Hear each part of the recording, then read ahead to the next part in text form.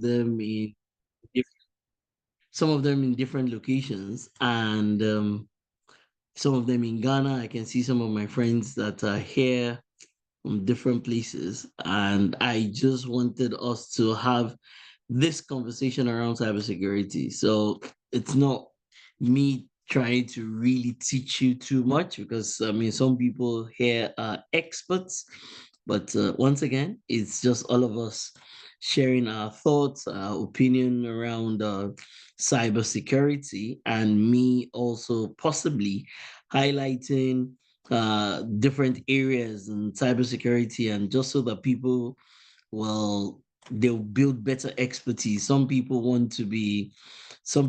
are practicing cybersecurity experts already, as it is. Some people just want to get into cybersecurity. Some people are practicing different areas of cybersecurity. So, as part of this introduction, everybody, if you don't mind, go to the chat room, and on a scale of 1 to 10, where will you consider to be your cybersecurity knowledge or skills? I prefer to say. So, what will you consider, say, to be your cybersecurity knowledge and skills? So, for context, I will in my lifetime, I'm sure I have done many things. I can't even remember the things that I have done. We work for different clients every day, and I do have possibly a team of about 100 plus people in 5 different locations, doing different things for different clients in Africa, in Nigeria, in Ghana, in Kenya, in Cameroon. Uh, and yeah, in the even right here in the UK. So everybody, tell me, what is your cybersecurity knowledge on a scale of 1 to 10? Everybody in the chat room. I used to do C. I used to be CHFI, and many other things. I'm a licensed penetration tester. I don't practice too much of all these things. I have people who do a lot of them. So will you on a scale of 1 to 10, everybody? What is your cybersecurity expertise? Everybody, I want to hear from you on a scale of 1 to 10.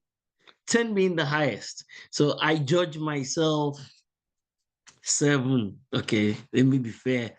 I judge myself 8, right?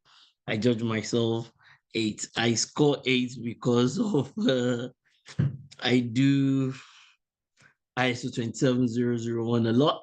I do it a lot. I do NIST CSF a lot. I do that a lot. I've done quite a bit of VAPT. I do what's that thing? AWS plus Azure security. I do that. I've done those ones quite a bit. I have done, and also from other technology providers. So I think if you take me to Redmond tomorrow, to Microsoft Office, or you take me to NIST or one of those places, I think I will score about 8/10, 8 out of 10 for me. So everybody, give me. I don't think I'll score more than 8. I might even score 7. I might even score 7 as it is. So, everybody, tell me. It's good to have you here, Mr. Boyega, Blessed Michael, Emmanuel, Frank. Thank you very much, Kingsley, Kunle, Malam, Mohammed, Naftali, Mr. Charles, Mayaki, Prince, Timothy, Uche, Ugochukwu, right? So everybody, come on. So tell me. Kingsley says digital forensic 6. Wow, that's good. That's good. Oizio says 4, right? I mean, it can even be 1. There's no there's no big deal around it. The reason why you're here is to improve. Malam Hussein says 1. Absolutely, it can be 1. Right? Blessed Michael also says beginner. Exactly. That is why we're doing this, so that some people who are beginners will know what they need to do to be able to build up their foundation, and others that are a bit more advanced would also know what they need to do to even improve the work that they do. So Uche says cybersecurity analyst beginner. Right. Okay. Who else is here? Any other person that is here, quickly tell me what will you rate your cybersecurity knowledge on a scale of 1 to 10? Mohammed says, oh yeah. Mohammed says, if I put myself for it, then example put himself for one.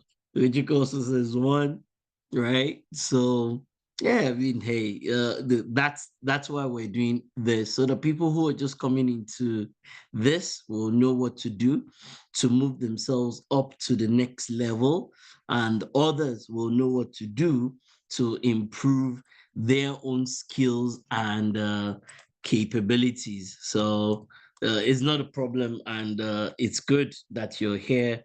We'll all get there. If you're interested, we can add you to the cybersecurity group that I have. I'm always posting different things for people to do, so it's not a problem at all. But once again, if you're interested and if you don't think you're getting value from the group, you can exit the group at any time. There are no obligations around that. So one of the things I will tell everybody that is here, I'm going to give you some exams. You should go get on these things, and they will help you. So everybody, if you're here, either you're an existing professional, or you're an existing professional, or you're somebody that's trying to take your cybersecurity knowledge to the next level. So for the beginners, I'm going to quickly put some links here. So all of you need to do this exam. You need to take the training, and it's for free. So you don't have a problem. Okay. So for all the beginners that are on the call, all of you should take this particular course. You will find it extremely useful. You will find it extremely useful and also extremely valuable. The second one, I'm also going to put it here in the chat room. I expect all of you to have done this or to do this. So everybody, that's the second one. I'll put it in the chat room. These are the things that I consider to be the foundation in cybersecurity. This is where you need to start learning from. These are the foundational things you need to do when it comes to information security and cybersecurity, especially for the people who are just coming into this. Okay. The other thing, I have one more that I think I will give to everybody that is here. Okay, actually, two more. I have two more that I'll give to everybody that is here that you need to do. And we're talking about the things you can do for free, right? Okay, actually, I have three more. So I'll put two in the chat room. And then this is also very important. I'm going to add. So those two. So I'll put something. The first one that I put in the chat room is about uh, information security. The second one is cybersecurity. The third one is something on information systems, on IT, all right? IT service management system. That's the third one, okay? IT service management system, okay? And then I'm going to add the fourth one to it. I'm going to add number 4 to it. Hold on. And I'll add number 5, and that'll be it. As I'm going to add number 4 to it. Hold on. Wait a minute. Let me see.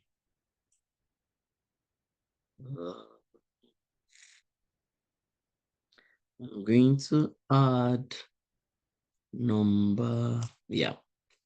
So this is number 4.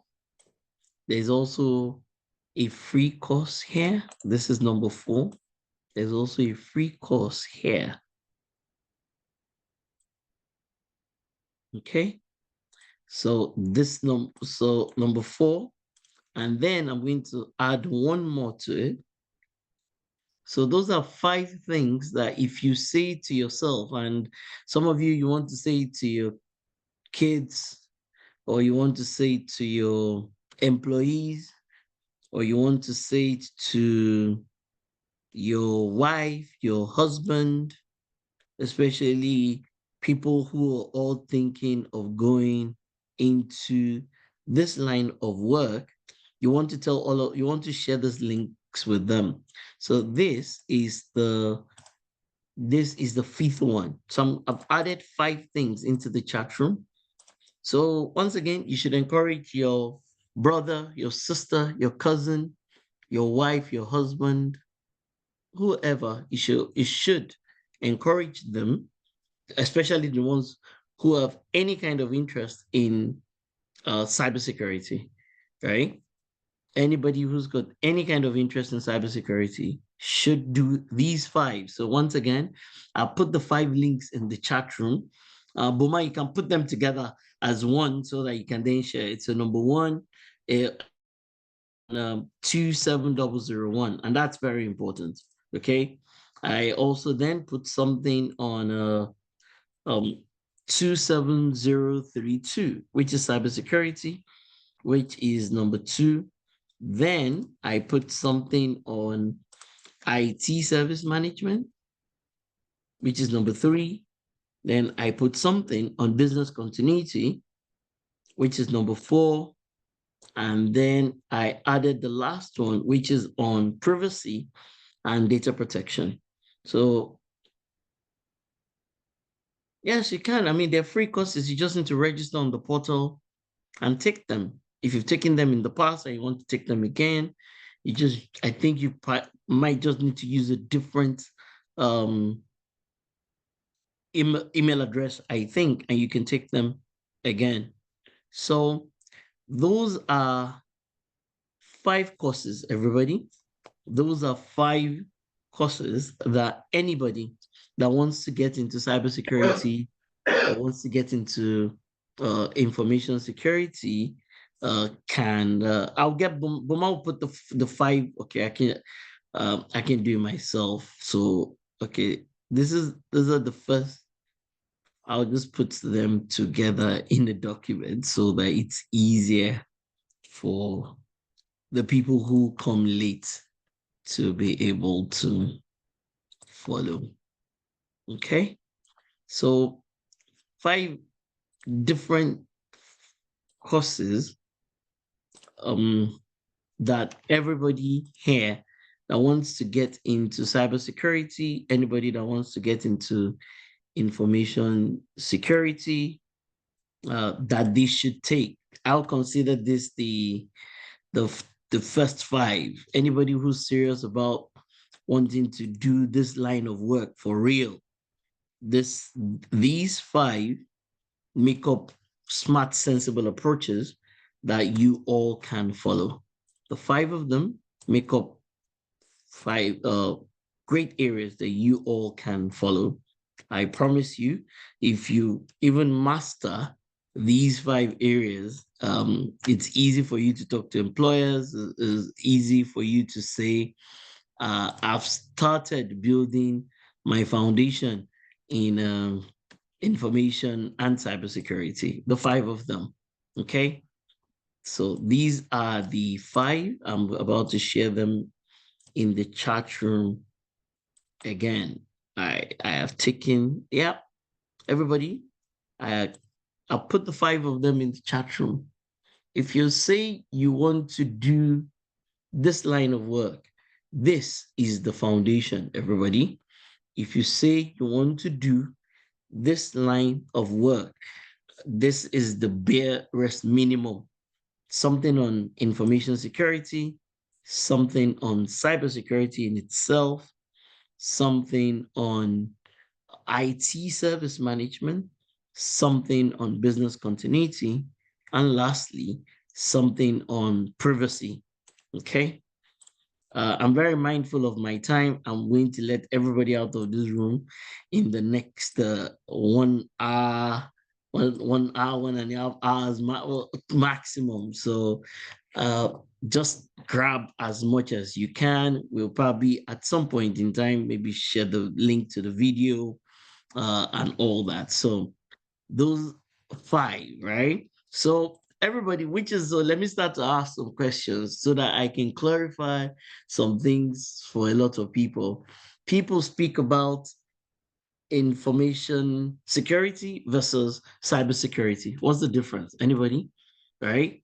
Information security versus cybersecurity. Which is the big deal? Which is the bigger deal? Which is the bigger deal, everybody? If you had to pick one to be uh some kind of information security expert versus being a cybersecurity expert, which one will you pick? Anybody?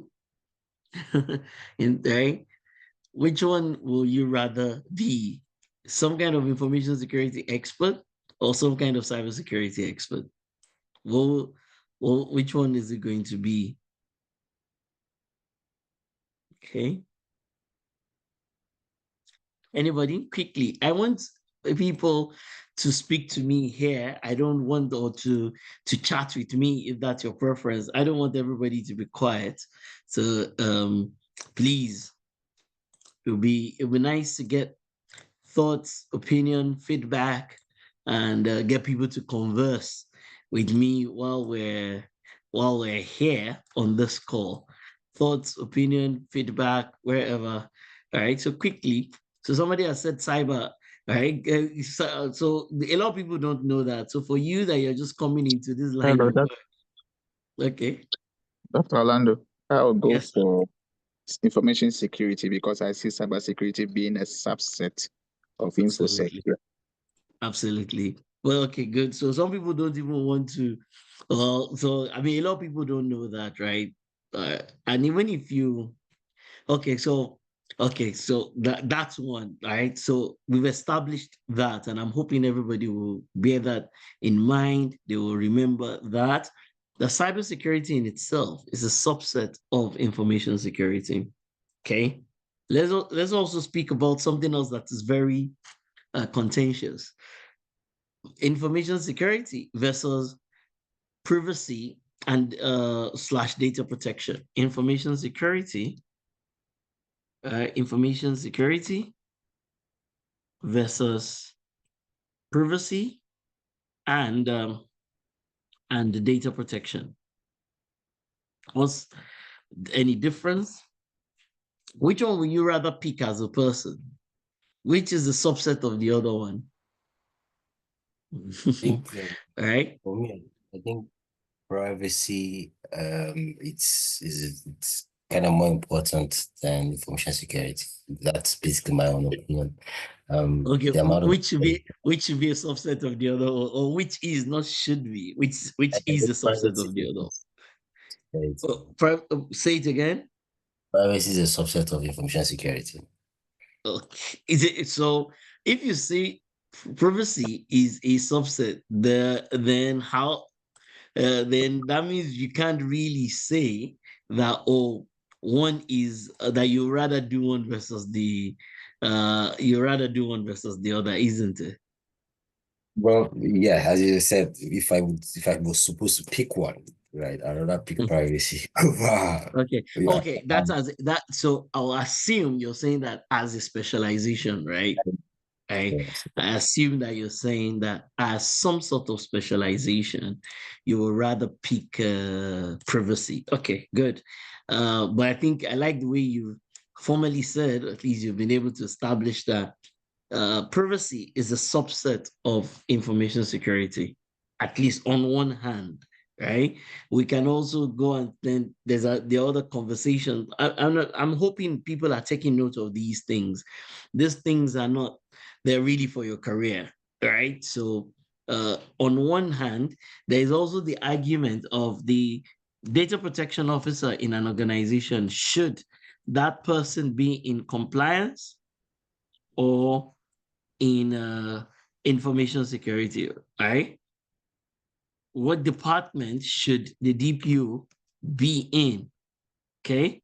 And you can even ask ChatGPT, right? According to GDPR, right, where should the data protection officer, where should that person be? Okay. So tell me, that's the other question, which I think your hands are, Yes, so sir. you can speak. Go ahead. Go ahead. Yes, Go sir, ahead, Doc. sir. Yes. Okay, so for me, my perspective is that the DPO should actually sit in compliance, which basically because the function of the data protection officer oversees everything data and everything about the organization. And so the compliance aspect of it, from the regulatory, statutory, and legal aspects of it. I mean, from the information security perspective, yes, they guard against every aspect of the data and the information against, I mean, maybe privacy and other related issues. But I think for the core function of the DPU, I mean, from Yeah. me and my perspective, I think it should sit with the compliance space. Yeah. Okay, good. Thank you. That's because Mr. Abu Fatal is an expert when it comes to this area. So he's not even he is very right. So thank you very much for that. So once again, everybody, those are key things that you might want to take into consideration. So we've talked about 5 areas, right? So everybody in the chat room, and I'm hoping to hear from everybody. Where would you like to specialize among the 5 foundation exams that I've given to you? Where would you like to specialize as a person? If you had to pick just one, I gave you something on information security, something on cyber, something on IT service management, something on business continuity, and something on privacy. Everybody, what would be your area of specialization? Or Isa, you can tell me what would be, if you're going to just pick one, what would be your area? Salma, tell me, everybody, Mr. Alabani, Ibrahim, everybody, Uche, tell me, what will you like to pick as your area? Assuming you can pick one area as Yeah. your area of expertise. Okay, Dr. Orlando, as for me, I will pick number 2, the area of cybersecurity. Okay, which is cybersecurity. Okay, I wish everybody would even type into the chat room because I want to be able to tell where are most people leaning. Are you leaning towards the big umbrella, which is information security? Are you leaning towards a specialization, which is cybersecurity? Are you leaning towards IT service management? Are you leaning towards business continuity slash resilience? Or are you leaning towards uh, privacy and data protection? Everybody, quickly, everybody. I want everybody to type in the chat room. Everybody. I want everybody to type in the chat room, please. Type in the chat room. I want to hear what is your specialization? What are you picking? What is the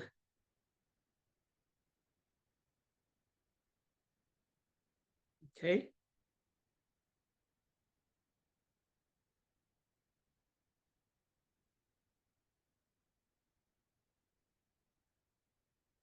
Okay. Uh, okay. I like that user. Uche says cybersecurity. Someone says information security. Someone says cybersecurity. Frank. You're already a global expert in information security. What are you talking about? Right. Okay. Okay. But yeah, it's good. It's good that you should have. It's good for you to know all these things broadly speaking. Now, Naftali, you're dragging me in a certain direction. Thank you, Naftali, for taking me in that particular direction so that I can come here and show you something I was going to talk to all of you also about. So Naftali has taken me there. Okay, good. So if you all come, if you go here, that's the other thing, right? And I'm just using this as an example. So let's do something together. Let all of us do something together. If you come here, the next thing I'm saying to everybody is, if you come here, can you see my screen? So EC Council is a big global organization, right? And they've got all sorts of courses, right? Where would you like to if I was going to give you a training voucher and exam, which of this do you want me to give to you? Assuming.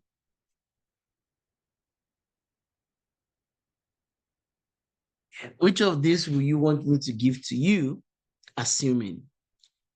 All right. So right here on my screen, you can see many courses here. So everybody in the chat, look at it carefully because all of them are they come under different categories. Of course, for the newbies, for the newcomers, you should do something under the Essentials series. For the newcomers, you should do something under the Essentials series if you're a newcomer. For every other person that is not a newcomer, you can pick your specialization. So your specialization can be under ethical hacking. It can be executive management. Some of you here, you should do something on the executive management.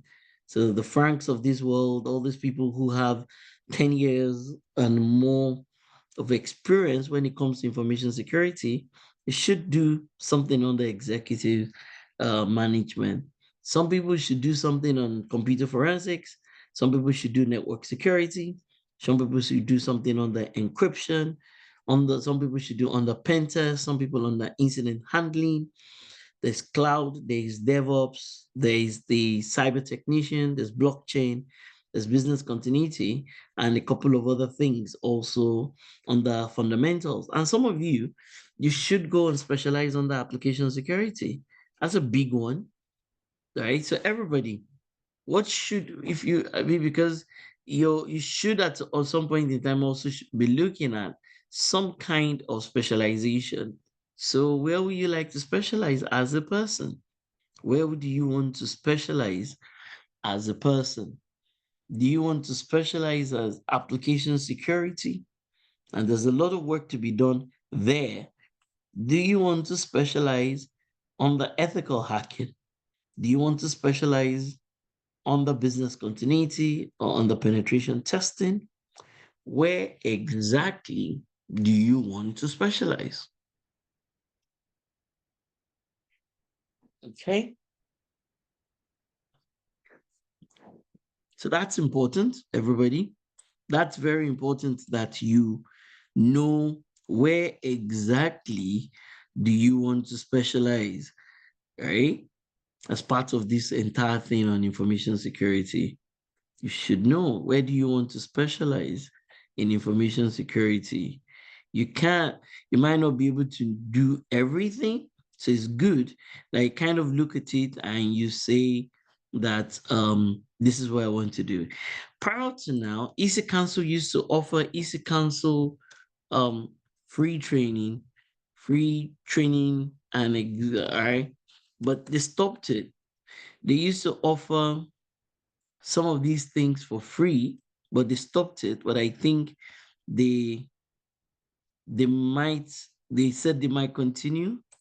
So everybody, especially for you, but even for the experienced ones, you should come here. Okay. So look at it. Everybody, can you see? Beginners and educators can break into cybersecurity. 9 free cybersecurity online with certificates. So everybody, cloud computing, cybersecurity for business. All right. So the one that I think they used to offer much better ones, but they've stopped them.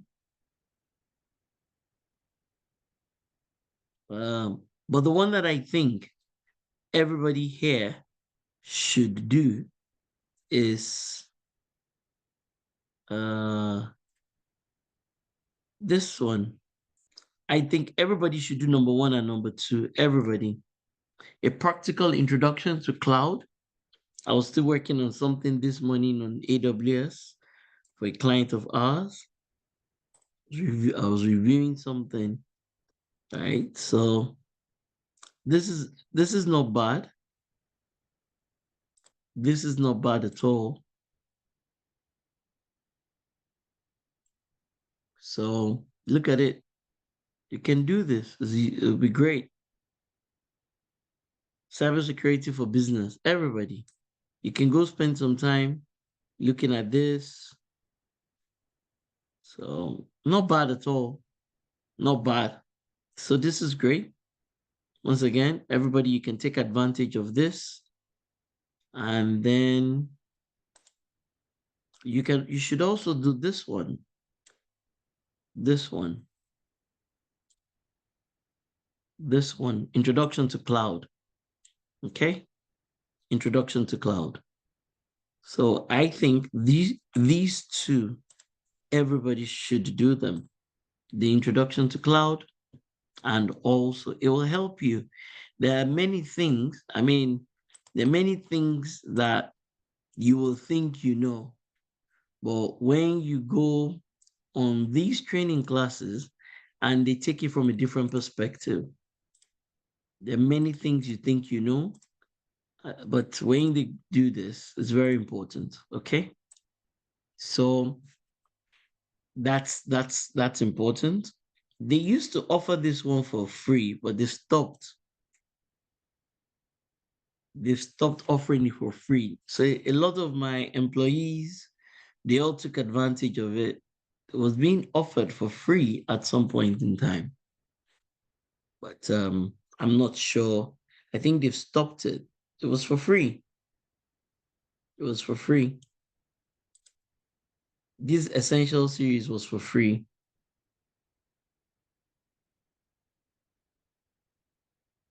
So, but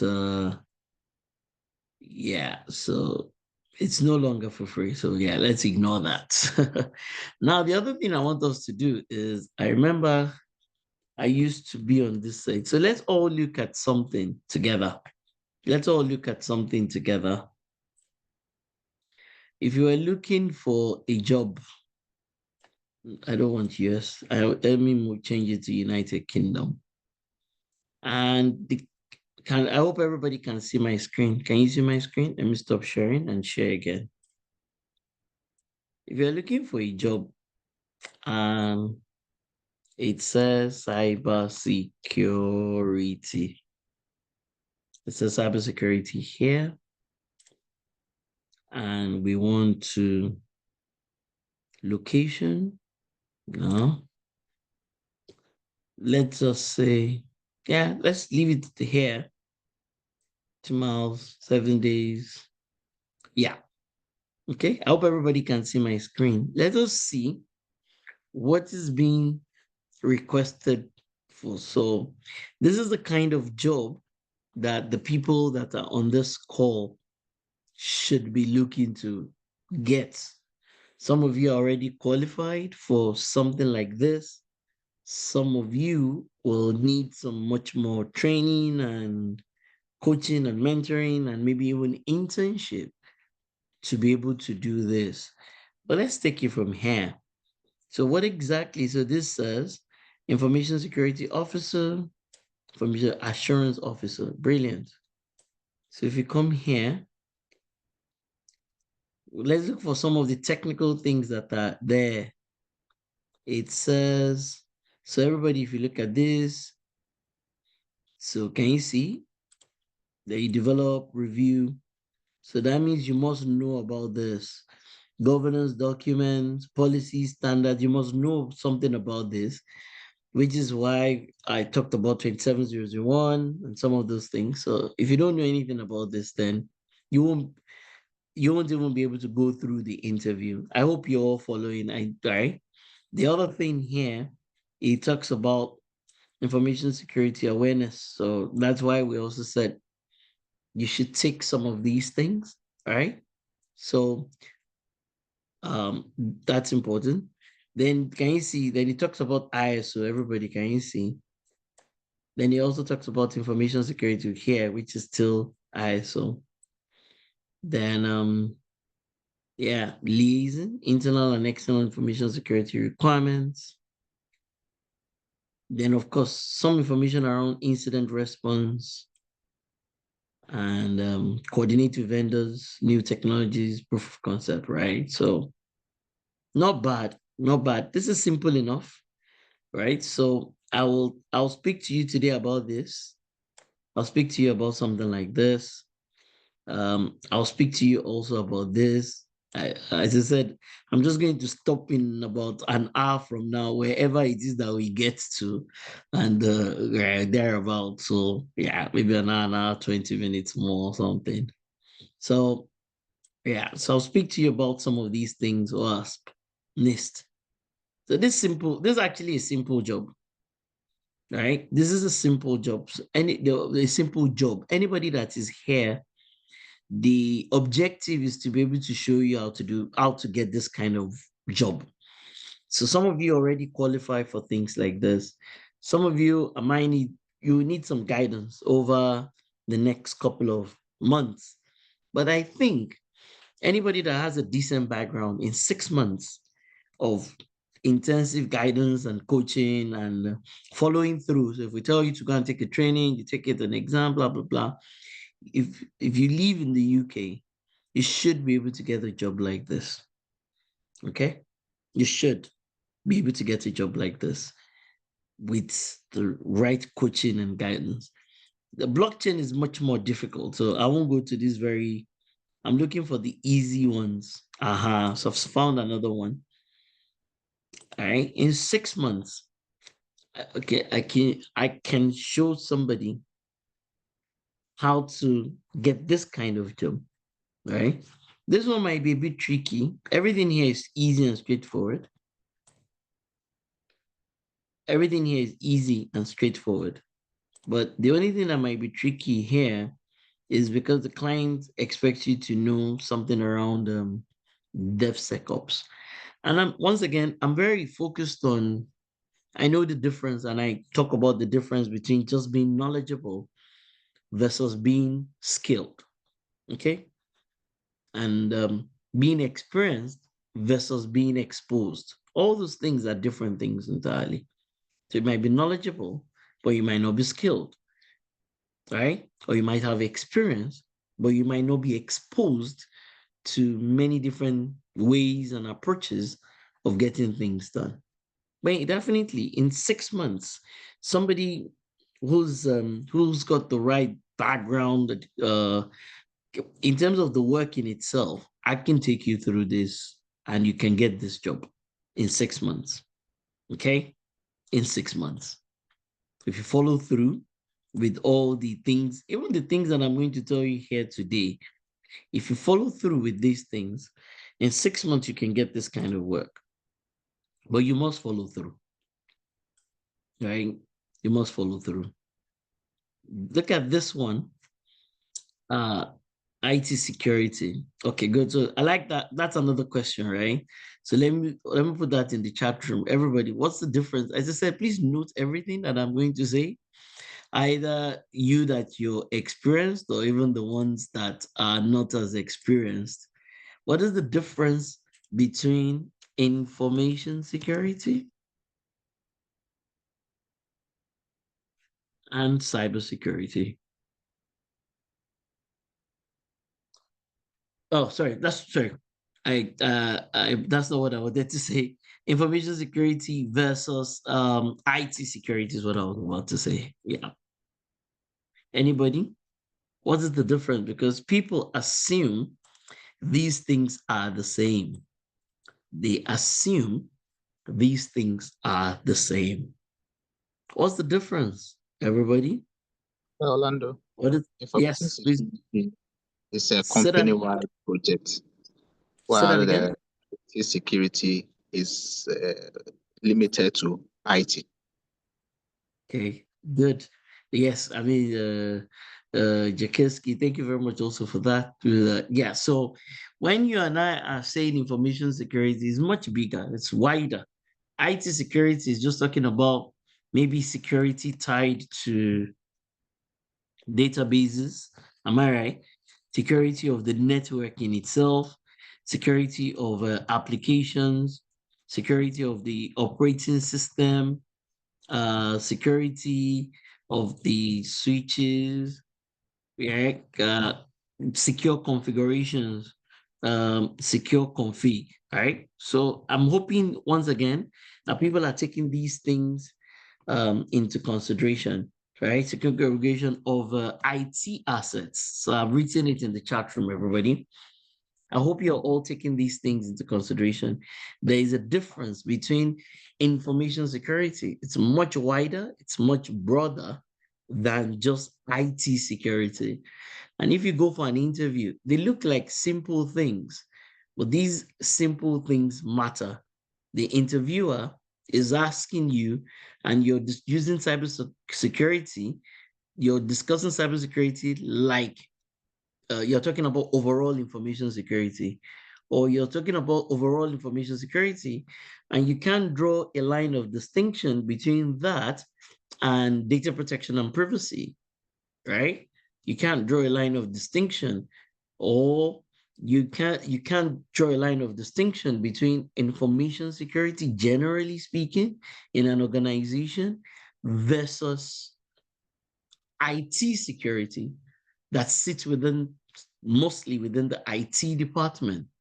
That's going to be a concern. So I'm very focused on what are employers looking for?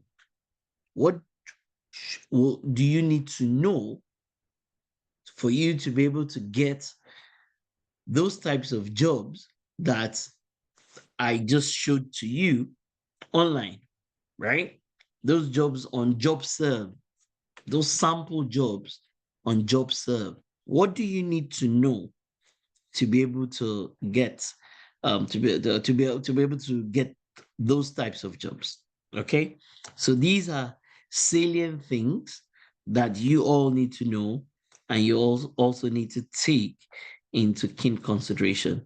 Let me quickly talk about some random things that have come to mind before I forget. Okay, uh, for people that want to practice information security, please don't mind me. I mean, I just need to come to you with a lot of things, if you don't mind. There is the Microsoft Zero Trust, right? That all of you need to go take. What does zero trust mean? Like, I'm not telling you to quote ChatGPT for me. That's not bad, but I really just want to know, what are your thoughts with regards to zero trust? Does anybody know what it means that trust? Is this saying trust no one? Is this saying trust no one, or trust no service, or trust no device?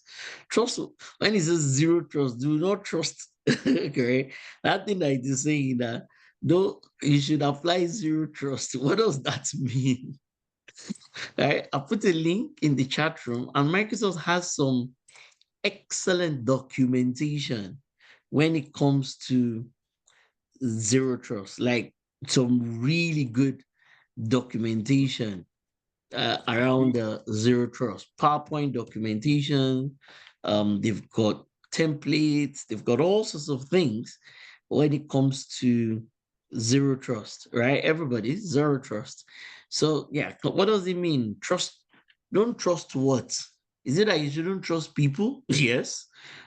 Without verifying. Trust without, I mean, verify only after, or I mean, sorry, verify before trust. Is that what it means? Anybody? What else? The concept of zero trust. Why is this important when it comes to information security? This concept of zero trust. Why is it important? So everybody note that, right? Note that. Is zero trust more of, okay, so that's another question. Something like zero trust, right? Zero trust, is it more of an IT concept, or an IT security concept, or it is information security concept? What do you think? Like, let me hear from the experts. What is your thinking around zero trust? Will you consider it to be an IT concept? Will you consider it to be a general concept in information security? Okay. But zero trust is a big thing. These are the things that even experts, they don't talk about or they struggle with. Experts struggle even with the concept of zero trust. Thank you very much. Yakinski says what? Always verify. Verify everything. Yes, absolutely. You should even verify the document that is coming from the executives. You should verify that this is our actual strategy. You should verify that these are the risks that we're facing. You should verify that these are the employees of the organization. You should verify that these are the assets of the organization. So this concept of zero trust is very important. Microsoft has got some brilliant documentation, right? So Microsoft Zero Trust guidelines, Microsoft Zero Trust architecture, right?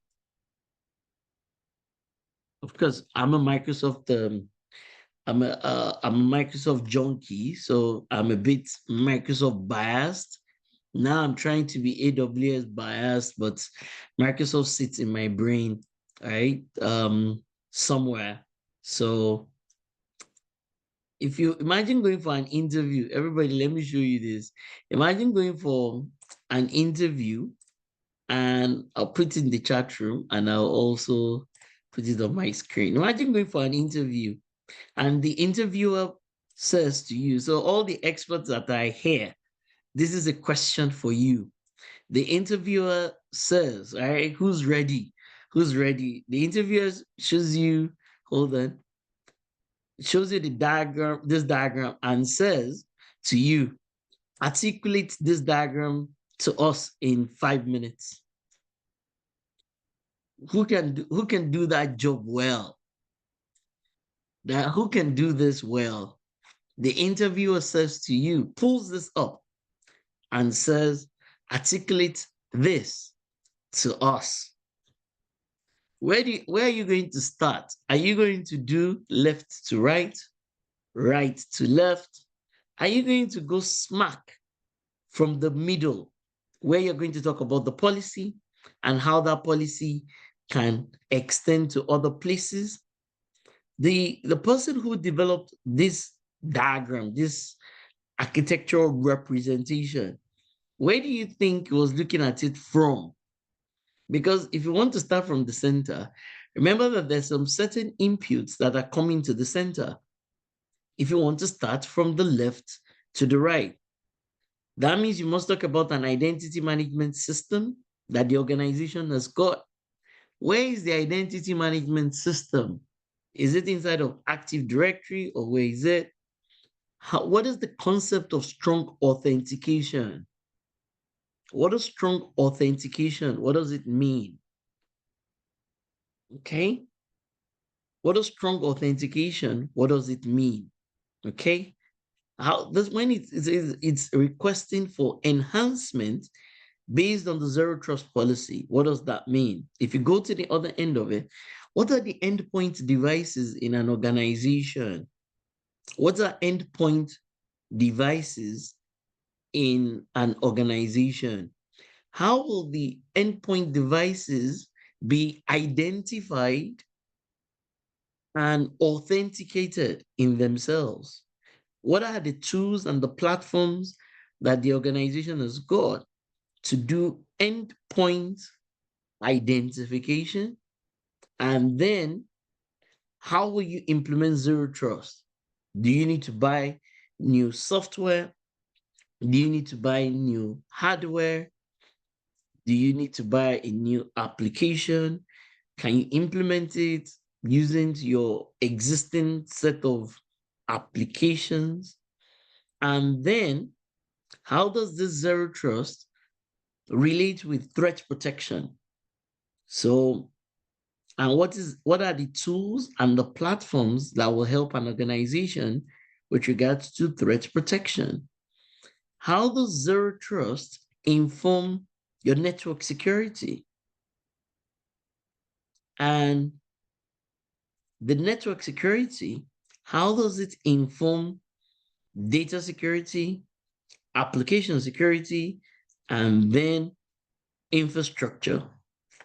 If you go, so if you, how many people, please indicate in the chat room think that they can articulate properly this diagram to an interviewer? How many people think they can? Right? That you can articulate confidently and accurately. Say, some people might be confidently saying rubbish. Right? Some people might be confidently saying rubbish. So how many people? Akeski says you're fast, right? I like that. Akeski, you should be my assistant trainer here. Yes, strong authentication, Malam and point, right? Anyways, so for that person that is looking for that global job, that global information security job, you must understand this concept of zero trust. And this is a great place for you to start, right? So if you can go look at this. Microsoft has got this thing, you can look at it, and they've got all sorts of explanations that they will provide relative to it, right? So look at it, they're talking about traffic filtering here and segmentation, telemetry and analytics. This policy, so they've explained it. This is what the employer will be expecting you to articulate in real terms. This is the expectation of the employer, right? Identity, both human and non-human, strong authentication, connecting from personal corporate endpoints. As a unifier will intercept the request, explicitly verify signals. Okay. Signals include role of the user, the location. You've got to go beyond just being, um, just being a general information security professional, right? You've got to go beyond just being general. So it's important that you get this right, okay? It's very important. So zero trust is very important. If you're looking to get one of these jobs, so even if you come here, you'll see talks about identity controls, endpoint applications, many other stuff. Okay, many other things are here. Okay, so please take these things into consideration as you build your global information security career. As you build your global information security career, your global cybersecurity career, zero trust is very important. Okay, so let's start. Maybe we'll start noting the key things that I have said and that I am saying inside of this class. So I think we started with number one, maybe so that we don't forget. I think we started with the S&BP courses that everybody should take. Okay, and then we went to number two. We talked about the free EC Council courses. I think there were two of them that I specified, but there are others there that I said everybody should know. Okay, then we talked about maybe your specialization as a person. Where do you want your information security specialization to be? Okay, we also talked about that. We also then talked about some, should I say, some confusing concepts, right? So we said InfoSec versus Cybersec, right? Versus ITSec versus privacy, right? Though all these things we talked about them, that what exactly do these things mean? These concepts, what do they mean? And how are they, should I say, confusing? Let me just put this place as confusing concepts. Okay, so we talked about that. Now, so that's confusing concepts, information security. Yeah, okay. So specialization was one. The using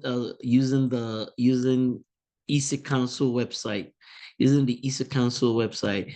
So that ESEC Council set of list of courses, you can use it to determine your specialization. One other thing is that the ESEC Council, you should also use the ESEC Council, what's that thing called? Their course outline. Yes. ESEC Council has got a brilliant set of course outlines. So you can use the course outline to benchmark yourself. Okay. You can use the ESEC Council courses, course outline to benchmark yourself and your skill sets. Okay. You can use that. Okay, all right. Is that okay, everyone? You can use, so once again, everybody, you can go. So for example, I'll show you what it is, and then confusing concepts will be number 4 here. So number 4, okay. So for example, let me quickly go back and explain what it is that I mean to you. I hope you can still see. Okay, let me change my screen. I hope you can still see. Let me do that here. I hope you can see. So I'm back to the EC Council site, right? So as a person here, I think the only thing, so let me just use this as an example. Assuming I want to pick, so everybody should do this, right? You should go to the EC Council website. What's wrong with this thing? Assuming I'm here and I want to pick, okay, so it's when you're sharing your screen that it starts to act up like this. Okay, assuming I'm here and I pick everybody should go here. So some of you, assuming you want to pick yourself as some kind of application security engineer around or web app hacker. Yeah, this one. Oh, bloody. Oh. Okay, let me just pick anything here. Let me say that I want to pick this, for example, as my specialization. Okay, let me assume this is where I want to specialize. One of the things I can use to review myself is the course outline that is provided here. So if you come here, you will see this. Aha. So you can start to check yourself as a person. Are we all together? You can start to check yourself as a person that if I go for an interview and they're asking me specific questions around these things, do I know what to say? After all, I'm trying to specialize. I'm trying to say that I'm a specialist in one area. Are we all together? I'm a specialist in one area. Okay. So this is good. Another thing you can do, you'll find a lot of value here. Another thing you can do is that you can come to where the brochure is and you can actually download that brochure. So one of the ones that I find for the senior people that are here. So for example, let me show you this. For some of you that are very experienced, because I have I've got different audiences here today. If I come here, they just updated this. So look at it. Aha. So can you see? For some of you that are senior people, okay? For some of you that are senior people, okay? Look, so you can come here and start to say, what's my knowledge around here? Do I really know these things? Because they've developed the outline appropriately. So you can use this to start to benchmark yourself as some kind of information security professional. That, do I know these things? So, I mean, depends on how diligent you are, because you know that if you want to go and you want to become a CIO, the client is going to be asking for things from here. directly or indirectly, right? So that's important. Do you really understand compliance here? What's the expectation? Is this overall company compliance, or this is IT compliance or information security related? Because there's overall company compliance, which is different from IT related type compliance. So this compliance that is here, is it talking about overall, like the amount of deposits that the organization, the deposits that the organization should have? Is it speaking about enterprise risk, operational risk? What is it really focused on under compliance here? Or it's looking at information security specifically? So this is very important. Anybody who's really serious about something like this, you need to go. And so somebody says, I want to be a network security expert. Somebody says, I want to be a network security expert. So we can look in here and say, what do these people have for network security? What do these people have for network security? So let's say it is certified network defender. Brilliant. So you can download the brochure, you can look at what is underneath it. Some of you want to be a SOC specialist, everybody. So some of you want to go get a job in a SOC, right? So I'm not just talking about passing an exam here. I'm talking about overall being able to review yourself, your skills, and your capabilities. So you can come here and you can say, what is the expectation from somebody who is a SOC analyst? Look at what the expectations are from somebody who is a SOC analyst. Okay? And then you can come here, you can download the detailed brochure that will show you everything that is required. So whether you take the exam or you don't take the exam, that's not important. What is really important is that you understand you have to fill the form. So everybody, once again, you should have your specialization, okay? Everybody should have their specialization. And so that's number 4. And then number 5, I have spoken about zero trust, and I have used Microsoft. I've used Microsoft example to illustrate zero trust. Okay, let me move on to one other thing from Microsoft that I use a lot for my work. Microsoft has got that helps me to do my work. They've got a cybersecurity. Microsoft has got many free training classes, so you should take advantage. You should take advantage of those courses. So they've got all sorts of courses, but that's not what I wanted to actually talk about. I want to talk about the framework. Good. So they've got this thing called MCRA. A lot of people don't even know of its existence. And that is why when you talk about information security architecture, a lot of people struggle. So number 6 here, so that we'll be able to say these are all the things that we covered today. Number 6 talks about the Microsoft MCRA. Number 6, the MCRA.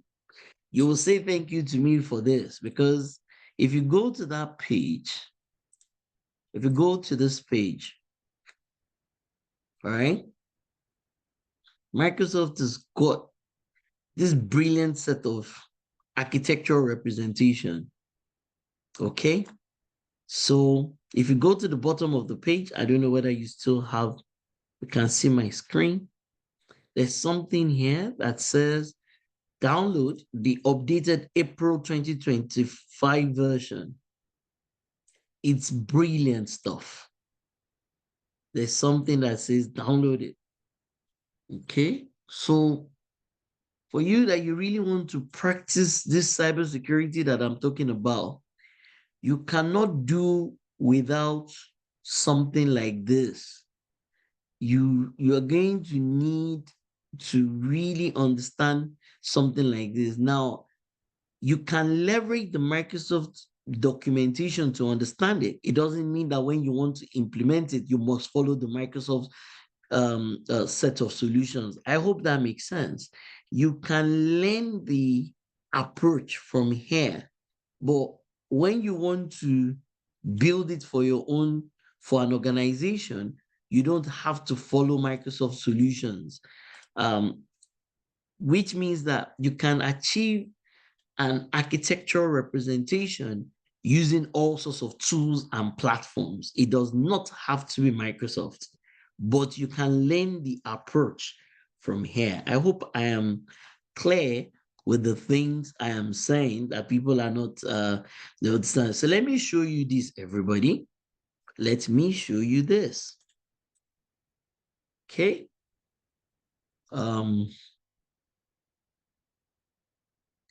Everybody.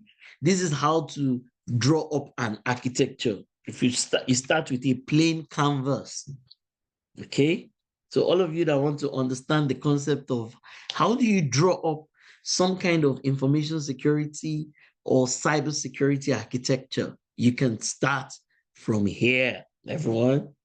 Okay, everyone. So good. Here, they've started from maybe, their intranet, their extranet environment.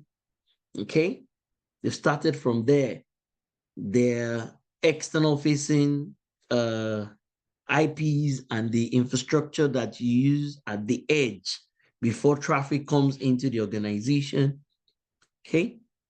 Then they've gone here to do endpoint devices and a couple of other things around there. You see, as they've done this, go to my left, look at the right too. They started capturing how the organization does identity and access. Okay. If you continue, they've started talking about the cloud portion of the organization and how the people authenticate onto the cloud. So you can see from the external to the endpoint to the identity to the SaaS applications in the cloud, right? They've come to talk about authentication further now within the DMZ into the internal network in itself. Okay, they started talking about where you can get other cloud infrastructure that you might be using. They started talking about your SIEM, your EDR, and a couple of other things. If you're like a beginner, don't pay too much attention to this because this is a bit advanced, but nevertheless, have it somewhere at the back of your mind that in 6 months' time, you should be able to also, let me not say put this together, but at least you should be able to articulate this to an extent 6 months from now for the beginners. For some of you that are experienced, this is very important also. Okay, if you go ahead, then you have IoT, operational technologies, and of course endpoints more, and then look at your SIEM outside there, up on at the very top, right where you have your SOC operations. Okay, if you come further down, it then talks about your threat intelligence and the things that have got to do with application development and the repository. And then if you continue, then it talks about your PAM, right? That's with that red one that is just with the privileged access. And then it's also added some other things tied to your SOC, and then other ways by which you're managing data, discovery, and a couple of other things. Now, once again, this is there are two things that are inside of here. Number one, which is the one that I want everybody to focus on, it's the concept of putting together some kind of information/cybersecurity architecture specific to an organization. That general concept, this talks about it and he illustrates it appropriately. I hope you get that, right? That concept is useful for everybody, irrespective of your organization, irrespective of what you put in place. That concept is useful to everybody. Okay. Number two is that for people who are Microsoft centric, then you can learn this about Microsoft. That means your organization is probably an enterprise, you have a subscription already, blah, blah, blah. That number 2 is not very important for this class. I'm not trying to tell you how do you optimize Microsoft, your Microsoft investment, or how do you buy more Microsoft licenses. That's not my objective. My objective is to teach you the concept of putting together some kind of information or cybersecurity architecture, the layered concept. So I have shown this to some people, they've yanked out anything that is Microsoft and they have put what they use in their own organization, whether it's an Oracle system, whether it is a Dell system, whether it is Cisco, whether it is CyberArk, whatever. They've replaced it with what is specific, but the concept of putting together an architectural representation is very important. And this does an excellent job of it. I hope that's clear, everybody. I hope what I just said right now is clear. So who thinks that they're going to go back and look at this a bit more? And who's got that responsibility here, or wants to put the responsibility upon themselves to go to their homes or back to their offices and ensure that they put something together for cybersecurity, company specific cyber or information and cybersecurity architecture. That's number 6. Anybody? Is there anybody who thinks this is important or useful to their own organization? Who's going to go back? Anybody? Tell me. Can I hear from 1 or 2 people in the chat room? Who's going to go back to their organization to put something together for this? Right? Anybody? Can I get thoughts? Yeah, Who's Dr. going to Orlando. go? Go ahead. So I think our environment, we have something like this, but I think for where I sit, I can review and make updates or recommendations for them to consider. But then putting up a fresh one, that may not be possible for now. So we can just study further, study what is available, where there's a need to make proper or any recommendation for them to consider, then we go ahead. And that needs to be justified as well. Yeah. Yeah, so the thing though is that you have to look at it, right? Architectural representations get very old quickly. I can tell you 9 out of 10, and I'm even being nice, 9 out of 10 times, the architectural representation that the organization shows to me when I'm doing one of these reviews are always old. They're always outdated. 9 out of 10, right? 9 out of 10. And I think, I've got more than 100 plus clients that we review on an annual basis. So it's not a big deal for you to go back to tell them to redo it and tell the CISO that you want something like this, an updated version that really shows what these things are for your own organization as at today. It's not rocket science, really. No, it's not. It's really just a certain kind of mindset that allows you to be able to do this, but it's not rocket science at all. Okay. So, if I am familiar with what the client has got, I can put this in place in a week. Okay. Uche, ignore this architecture conversation. It's for Jakeski and those kinds of people. Ignore this. It's a bit advanced, but I just wanted to talk about it. Okay. All right. Any other person who else finds value in this for their own organization? Is there any other person that finds value in this for their own organization? Anybody? Anybody? Is there value in this for your own? This is not a nice to have. This is actually a must have for corporate organization. If your organization is a corporate entity, this is not a nice to have. This is actually not optional. It's not optional. if your organization is a big organization, it's not optional for you to have this. So it's just that a lot of people, they don't know how to do it. So everybody ignores it, but it's not optional. There is the portion of, there's a portion of 2700, which is 4.4 that speaks about the interaction of processes. There is a portion in there that talks about the interaction of processes. So it's not a nice to have, it's a must have. Let me move on very quickly because of our time.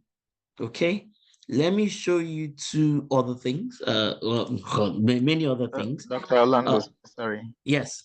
Is the interaction of processes. So does it mean as at that point, if we are auditing 27,001, as at that point, there should be a clear need to look at it from the Architectural perspective. Okay. Yep, that's it. Precisely my point. Thank you. Right? Because that is what an architecture is about. It's about the it's about, I mean, look at the word. The key word under it is interaction of processes. Do you understand? Under the 4.4, and nothing else speaks to that better than an architectural representation. Okay. Let me come back to the chat room, right? For the people who are technical here, there is a concept there's a concept called OWASP, OWASP. However, there are two. There is web application versus mobile application. Does anybody know the difference, right? So a lot of people don't understand that these things are different. The concept of OWASP, there are two of them, everybody.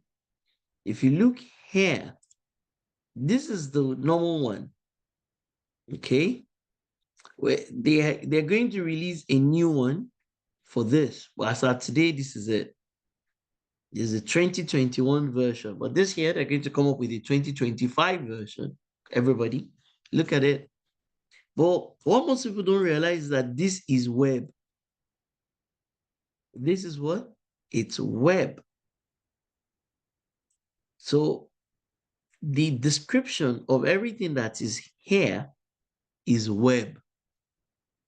For a web application, it is slightly different from this one, which is mobile. Mobile versus the web. They are not exactly the same thing. But people don't take that into consideration. Okay? So there is the mobile side of it. Then there is the web. Okay? So mobile application security is slightly different from when you're talking about web application. All right? So please note that there is mobile and then there is the web. And if you mix the list up, trying to get to the portion here.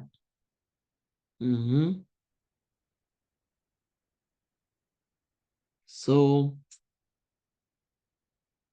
and you get a security checklist, you get a couple of other things from here. The web one versus the mobile one.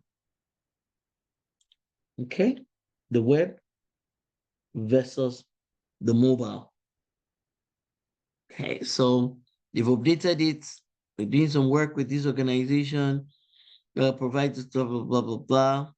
So if you come here, look at it. If you come here, verification standard and remediation guide, many stories here. And then it provides you with the checklist. It provides you with the checklist. Everybody, you can, for the people who are interested, you can go download the checklist.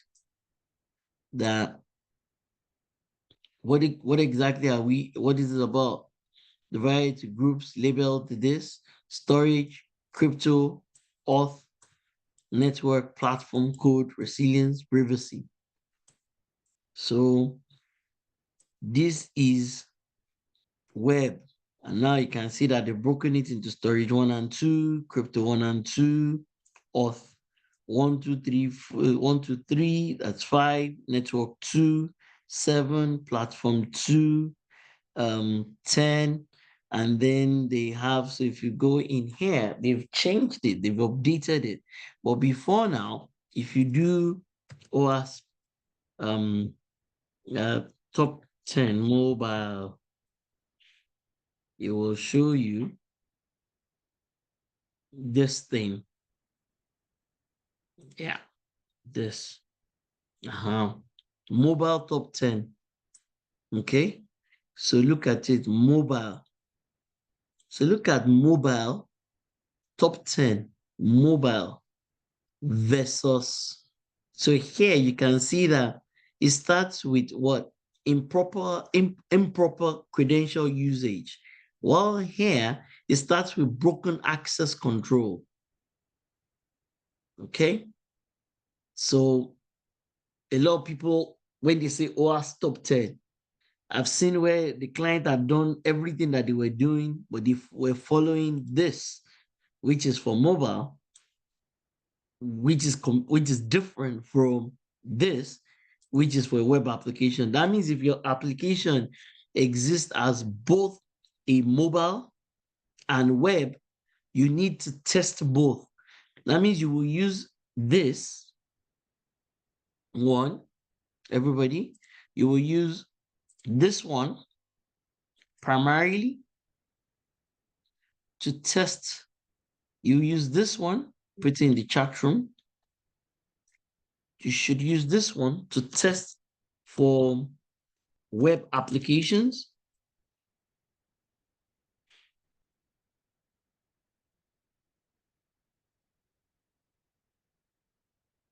Okay. While you should use this one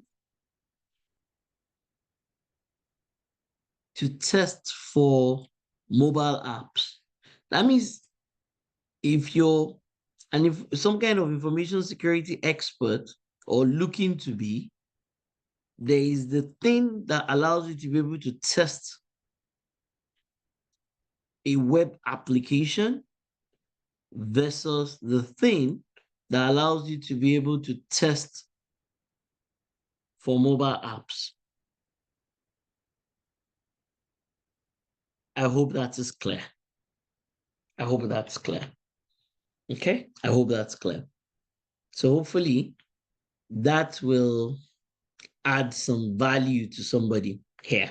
Okay, hopefully that will add some value to somebody here. Okay, so who has been thinking about this before? How do I test for mobile apps versus how do I test for web applications?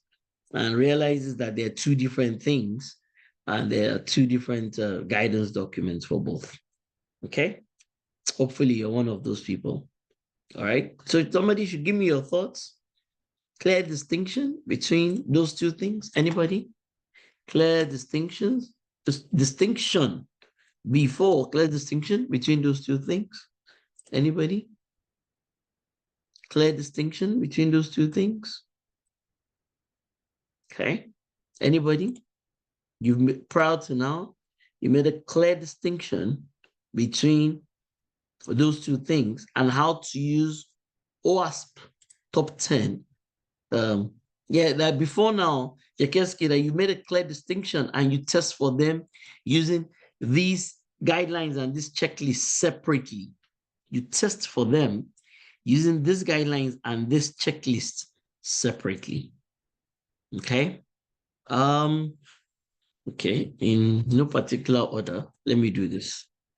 Yes. Um, um, uh,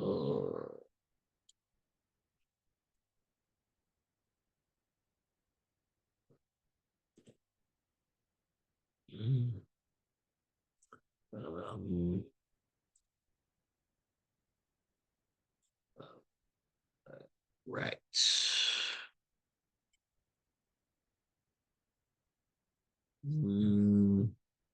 Okay. All right. So let us do NIST. Who's familiar with NIST? Anybody? Is there anybody here familiar with the thing they call NIST? Anybody familiar with the thing called NIST? So NIST is brilliant. They've got all sorts of documents, but I want to speak specifically about the NIST CSF 2.0. Everybody? So, all right. Now, if you follow the diagram that I put in the chat room, how many processes or practices are there? How many? Can somebody count for me? How many processes or practices are in there? Can somebody count? If you open that diagram that I put in the chat room, how many? How many in there?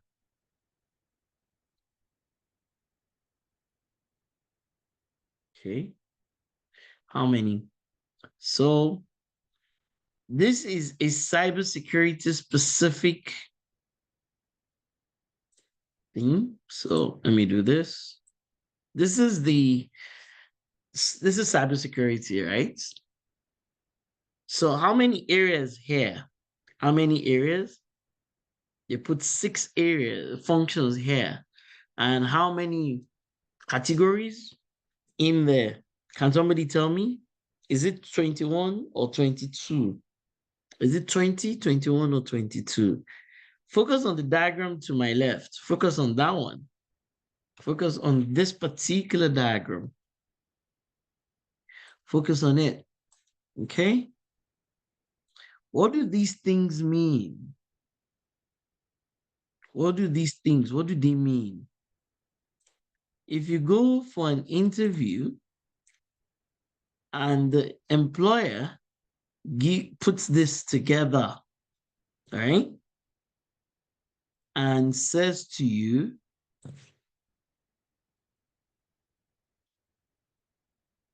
okay, if you go for an interview and the employer says in 5 minutes, talk about this. In 5 minutes, talk about how you're going to, that's a great interview question. So how are you going to go about implementing this framework for their organization? What are the key things? And I hope you're noting these things down, right? The employer says to you, how are you going to go about implementing this for our organization? How are you going to go about this? How will you go about implementing this for our organization? Okay. Then they say, give us the 5 steps you're going to go about implementing. Or the person says, in 5 minutes, explain to us the key concerns with regards to each of this. Why should, or explain to us the value of each of these functions. All right, let me see if I can do it in 5 minutes. So if I say context is very important, right? So the adoption of information or cybersecurity should be tied to the context of the organization. Risk is also very important because when we're looking at risk, we have to come up with information and cybersecurity risk that is in alignment with the enterprise risk management for the organization, so that when we say something is impact, we don't have another documentation that then calls it consequence, okay? So it's important that we have a some kind of information and cybersecurity risk approach that aligns to enterprise risk. It's important for us to understand our supply chain, because our partners, our vendors, our suppliers can get us into trouble. So we need to know who we're buying from, who we're allowing to connect to our systems, who are merchants. We have to put in great vendor management and even onboarding type processes for partners and merchants. Internally, we need to have great roles and responsibilities. Who's the CISO? Who exactly is the governing committee? Who's the information security auditor? Who are the champions? Who are these information security engineers within the organization? We also need to ensure that we put in place policies, processes, and procedures that help to ensure that information security is appropriately carried out in the organization. But it's not just the policies existing and the procedures and the processes existing. Is also important that we ensure that we implement them, because when external auditors and reviewers come, they always will be looking for the evidence of execution of the policies and processes. Oversight, we definitely need to have some kind of information security and cybersecurity steering committee within the organization that has oversight and that monitors and reviews everything that is happening in information security. We might decide that they will meet on a monthly basis or possibly on a quarterly basis. Information security is tied to assets that hold all sorts of information, from laptops to servers to applications, even to physical wardrobes and drawers within the organization. So we must do uh, uh, clear asset identification, and we have to be able to work on the asset life cycle. There's risk assessment here, which really contains three key things. There's the identification of risk, there's the analysis of risk, there's the evaluation of risk. And once we've done that, based on the scenarios and the assets that we have, then we can then go to the treatment of the risk in itself. As an organization, we need to have an improvement methodology. We can decide to adopt COBIT. COBIT has got some KPIs and some maturity improvement things. We can also adopt CMMC, which belongs to the United States government. We can use that approach also for our improvement.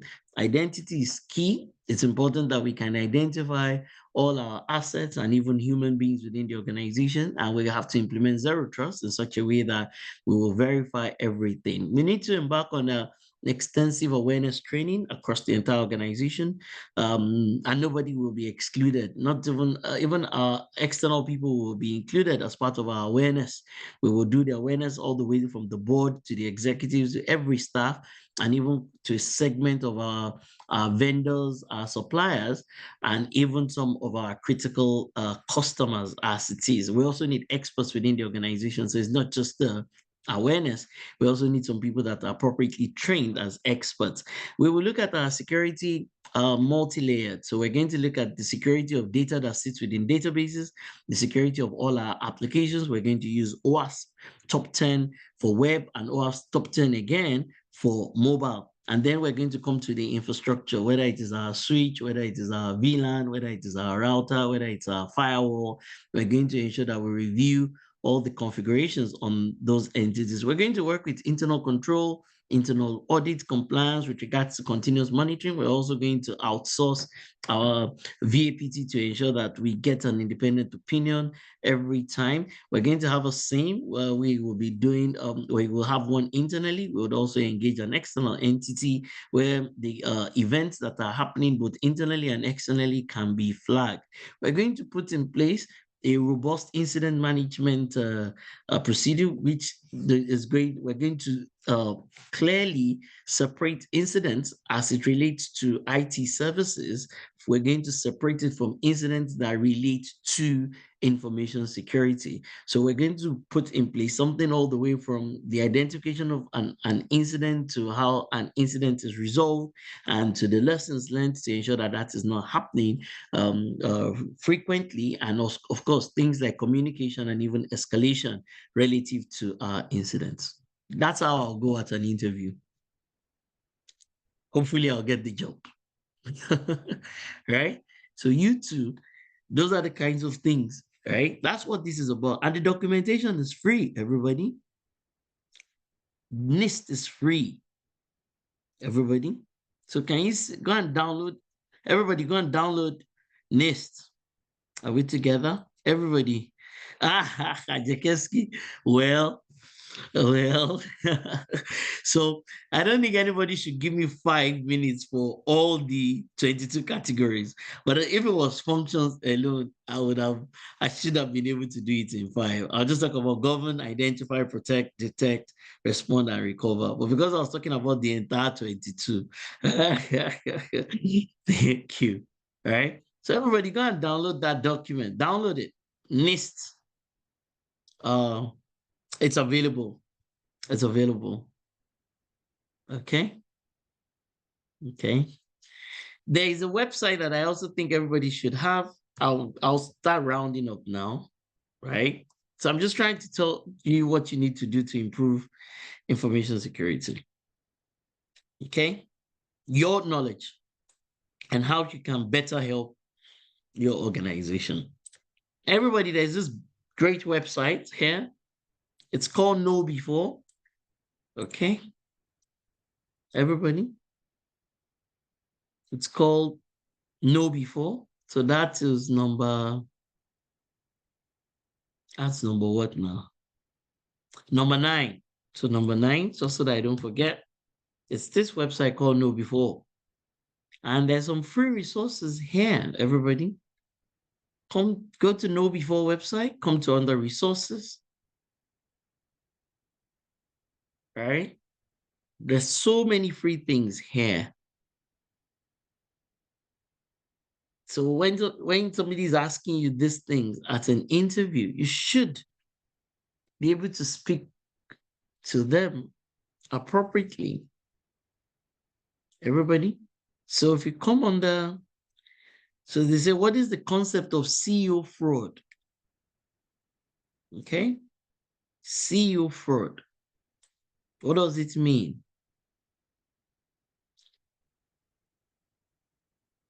So,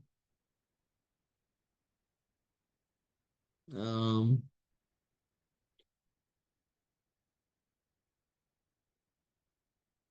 I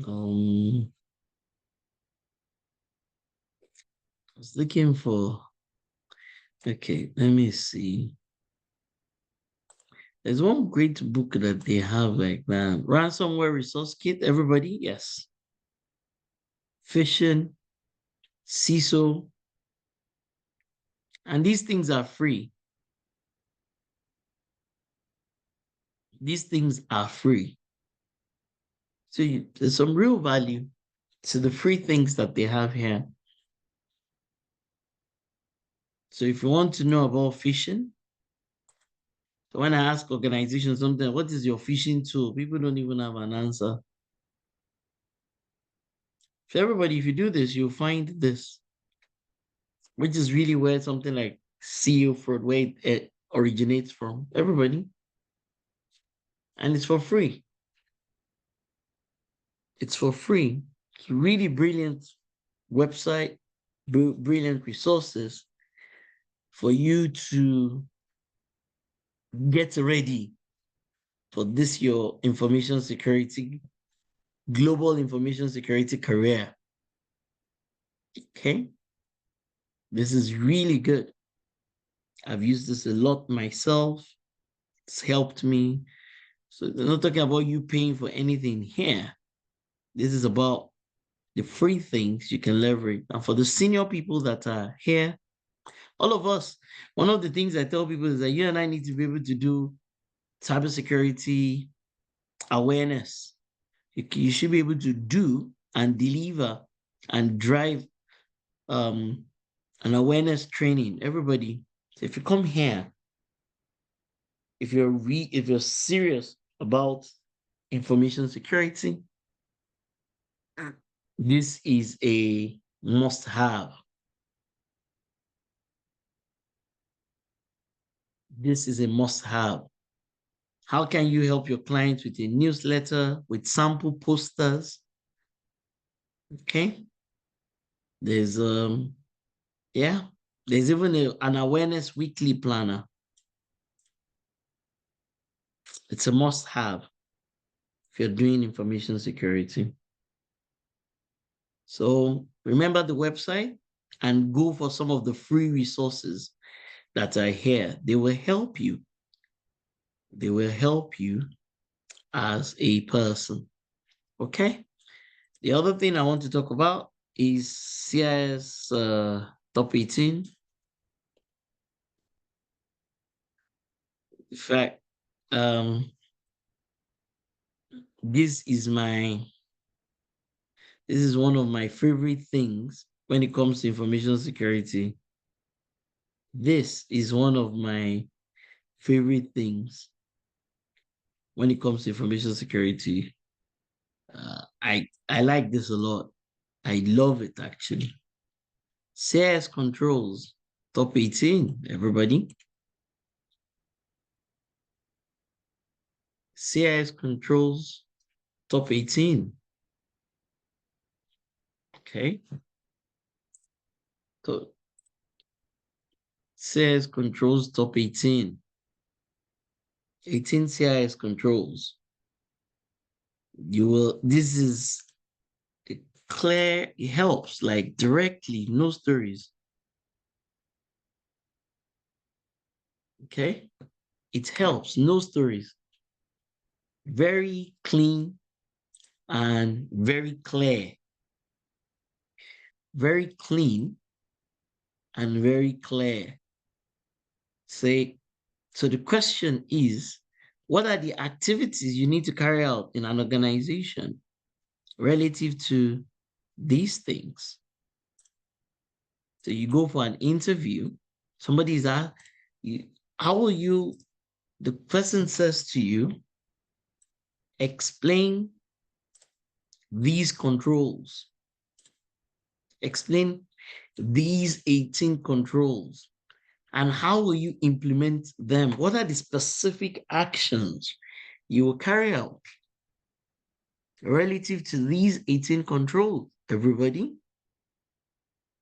Somebody is asking you that.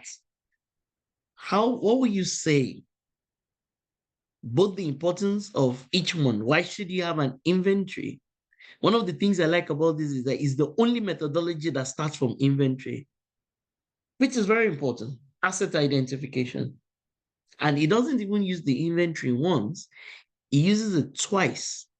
So it speaks first about the inventory of the enterprise assets, which is more like infrastructure, network, endpoint, and all that. But it separates it from software, which is number 2. It's a brilliant, brilliant methodology. Very clean, very clear, very precise.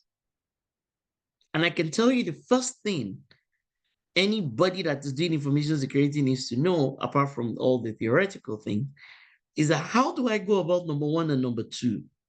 Because if you don't get number 1 and number 2 right, you're never going to get number 3 to number 18 right. I didn't say it, it's global. It's not my opinion, it's global. I didn't say it, it's global.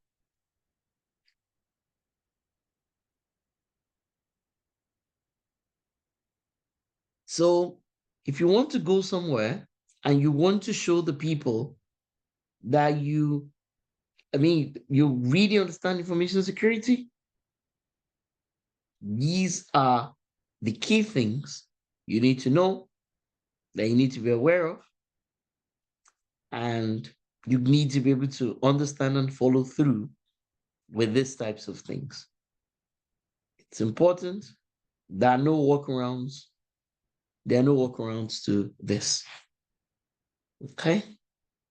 There are no workarounds to these things in here. There are many other things I can talk about, right? But I'll probably just do, I think in the chat room, I've done like 10, right? So let me do maybe 2 or 3 more, and then we can go. Okay? Let me do 2 or 3 more. So let's talk about this, right? Let's talk about this, everybody. So I'm going to put this in the chat room. This will be number 11. Am I right? 11. This will be 11. Everybody. Boma, so maybe you can put these things somewhere so that when we're done, you can pull the page up and we can do a review of everything that we've done. Now, what is the value of this? This thing that I've just taken you to now, what's the value? Does it have any value at all? This particular page? Is there any value to this? Any value to this? What is the value of this thing? This military attack. What is the value of this page? This very long, complex thing like this. What's the value? What is the value of this? Does it have any value at all? Can anybody help me? What is the value of this? What's this going to help anybody with? What is this going to help anybody with? Right? Some people here, they're experts, right? So why is this a very important resource for all of us? Why is this a very important resource for all of us? Why should all of us know this? Dr. Orlando. If I go ahead, sir. Yeah, so I think for every control area, it tells you the possible risk that pertains or that you should pay attention to. So if you come to access, for instance, which vulnerabilities can exist as far as access management is concerned. That is my understanding of this. Yeah, your understanding is appropriate. I mean, that's why thank you for that. So you said everybody has a concern maybe around phishing attacks, right? So we can come here and we can say this is phishing. And then he explains what this is in itself. Am I right? Explains what it is clearly. And then it gives you some examples. Okay. And then it gives you answers. That's the good thing. It actually gives you answers. So he says, your organization is suffering from phishing. What is the recommendation? What needs to be put in place? Because that's what a lot of things don't tell you. They don't give you an answer. They don't give you an answer, but this gives you an answer. It gives you a clear answer. So because it gives you a clear answer, or it gives you clear answers, you know exactly what to do. So it tells you that ensure you've got antivirus and anti-malware. Make sure you perform audits. So it tells you all the things that you should do. How to mitigate, how to detect. It gives you clear recommendations, including references. All right? Even here, then it tells you about the techniques. You know, we're not talking about just passing an exam now. We're saying, the beautiful thing about this website is that it's being maintained. So the things that are here, they're current. The things that are here, they're current. Spear phishing, phishing link, right? If you say, oh, my concern is spear phishing link, when it comes to spear phishing link specifically, explains it, gives you some procedural examples, and starts to tell you how to mitigate. What do you need to put in place? Because this is where companies are weak. A lot of people know how to do identification of the problem, definition of the problem, assessment of the problem. You know, I tell people that you can't be an expert at just problem management. You also need to be an expert at solution implementation. So it's not just for you to identify problems, it's also for you to be able to resolve them. And so here, It tells you, and the beautiful thing is that it breaks it down under categories. So first, it tells you that how do you even mitigate these things in the first place? So it gives you some clear recommendations around mitigations. Then it then talks about how do you even detect these things in themselves. So it gives you clear recommendations around detection, and then it then gives you those references. And that goes across board. Look at the volume of what it is that we're looking at here. Now, anybody who says, I do real practical information security, this is an invaluable resource website. Of course, people don't talk about this because most people are only interested in passing the exam and, of course, putting it on LinkedIn, you know, which is good. I think that's great. To pass an exam and to put it on LinkedIn, which is great. But, you know, LinkedIn does not secure a company. So we're not talking about just passing an exam here. Okay, that's not what we're talking about. Look at the volume of techniques under each of under these categories. Look at the volume of the techniques under the 9 categories. About how many techniques here whose math is very good on the call? 10 plus 8, 18. 18 plus 11 will give you what? 20, what is that? 29. 29 plus what now? 29 plus, that should be about 40. I'll give you about 29 plus 39. That should be 60 something, am I right? 29 plus 39. Okay, so who's going to calculate how many techniques in all? Quickly, who are the mathematicians on the call? Who are the experts that are on the call? Okay, who's it? What's the number?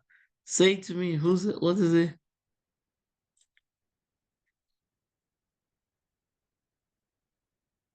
Oh, it's a brilliant portal. If you're somebody who needs to actually implement cybersecurity for your organization, it's invaluable, completely invaluable. Larry, tell me, Femi, what's the total of the techniques here? Already did it up to this place, right? About 100 and how many is this? Well, 106, 50, something like that. Because this like this is about 40, 40 plus another, this is about 18 plus this, right? 10 plus 10, 30, 30 plus 40, 70, 70 plus about 50, 120, 120 plus another 40, about 170, am I right? Techniques. About 170 thereabout. Sorry? 177, yes. Brilliant, thank you. So if you're somebody whose job is to actually implement information security, you can't do without this. Because you've got to be looking at the organization and saying, what exactly are we suffering from? We're not talking about passing an exam now. We're talking about implementing information security. Because you must understand what your company is suffering from. And I used to have a checklist. And there's some tools, there's some tools that things like this are part of. I can't remember them, that help you with the military attack.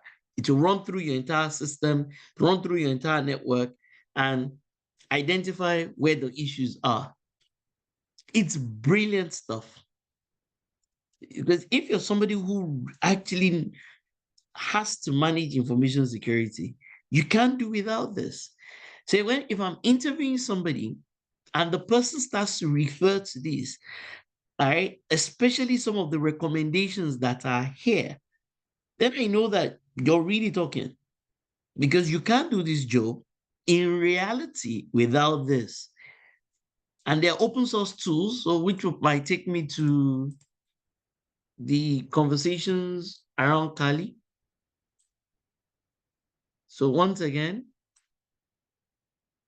if you're doing information security, I don't see how you're going to do it without this portal. I don't see how you're going to do it without this portal. I don't see how, if you are doing information security, like for real, I don't see how you're going to do it without this portal. So I don't know how you do it, because you can't buy or everything here. You cannot pay for everything that is here.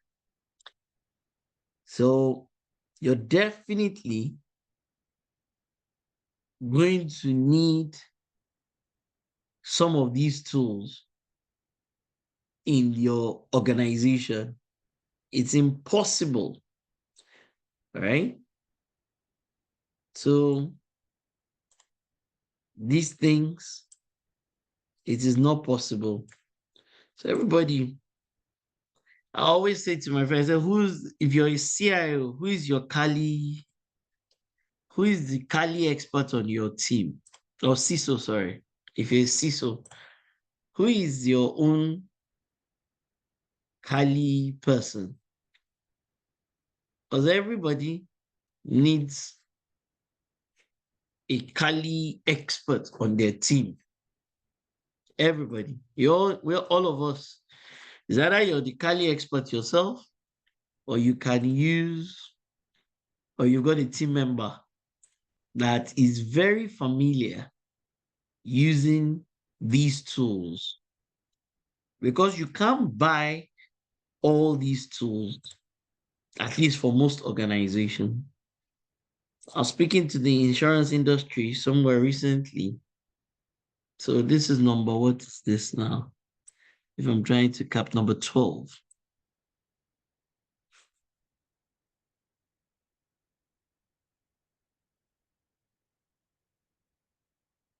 You can't do this. So most organizations, you're going to need somebody on your team. Sorry, I was sending it to Mohammed directly rather than to, oh, sorry.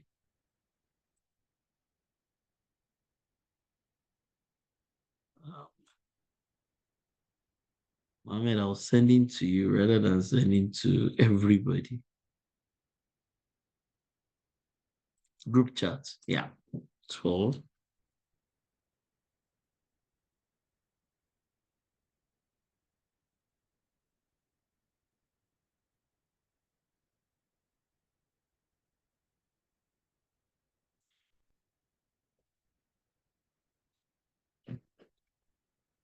So does anybody here have any experience with the use of Kali Linux tools?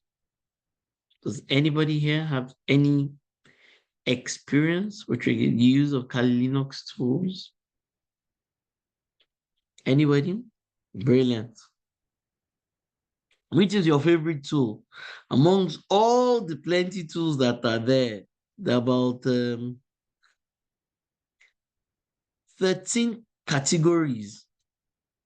13 tool categories, not tools, or categories. Okay? Not the tools, the categories of the tool.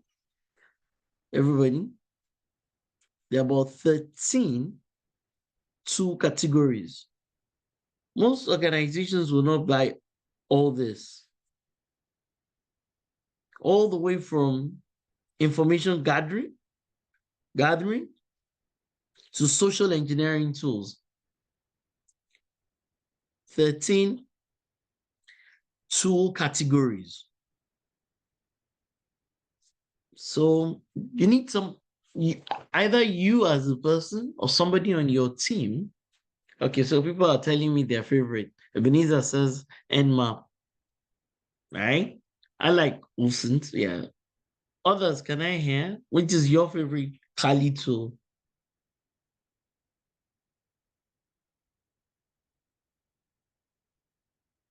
Which is your favorite Kali tool?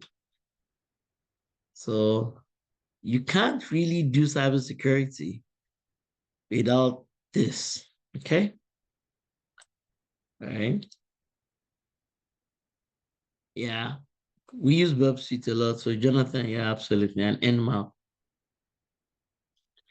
Yeah, Bob Suite and Nmap. I'll pick those things and then we'll sync. Okay.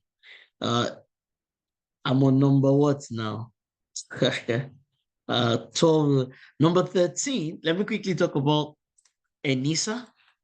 Let me talk about NISA report, the latest report. NISA report, the latest report. I always tell people that this report is so good that you will get more value from it than CISSP from a core implementation perspective. The report is so good, right? The report is ridiculously good. And I've been following these people for at least a decade. They've got a really brilliant report. Okay. So number 13 in this class is for me is the NISA report. 2025 report, I think. Am I right? Yes. Everybody should go get that report. You can download it. You can download the report from the website. We're talking about being global information security expert now. That's what we're talking about. Like, how do you become global, not just local? Like, we're not just talking about passing an exam now or flaunting a certification. This is beyond that. We're talking about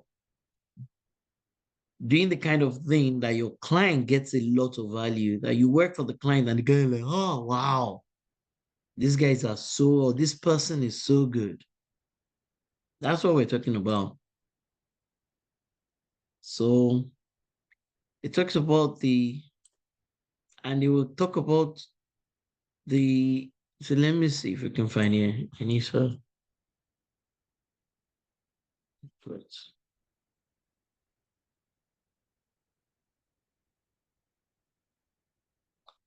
So they also have one other report like that, brilliant report. One other report like that talks about in the year 2025, 2030, what should the world be worried about? So the initial reports are so good. Like if you ever take your time to actually read and understand these things, it broadens your mind. Tells you what an organization should be worried about. One of my team members were reviewing something some days ago, and we're looking at all the things that the cybersecurity attacks that are AI generated. So as you are trying to use AI internally, the producers and the makers and the developers of everything that wants to take advantage of your assets are also using AI for cybersecurity powered AI attacks. So once again, these are the things an organization should worry about. For real. You know, cybersecurity is not one of those things you keep thumping your chest. Because, you know, they say that there are only two categories of companies. That's what people say, right? They said there are only two categories. The ones that have been hacked and the ones that are yet to be hacked. So cybersecurity is not what you do where you now say that because we've gotten certified, we're going to bed. How? How? So everybody, I hope somebody has downloaded the 2025 report. If you can ever read such a report through, your knowledge and the way you approach cybersecurity is going to be significantly different. Your knowledge and the way you approach cybersecurity is going to be significantly different. All right. I want to round up. So let me talk about CMMC. So people ask me, it's not a very easy thing to do, but if you have the head for it, you can. People ask me that, what can they use to measure their cybersecurity maturity? It's not easy to do because the documentation is not easy to understand, but you can try it. You can try it. It's not straightforward, but you can try it. So you can go look at the CMMC website. Look at the program, look at level 1, everybody. This is CMMC. This is the American, I mean, I'll use COBIT, but COBIT is not. I already shared the link to the report. Can somebody help me share it again? I shared that already. The report is available. This is it. It's hold on. Oh, sorry, it's 2024. Sorry. I mean, I knew what that was rated. Hold on.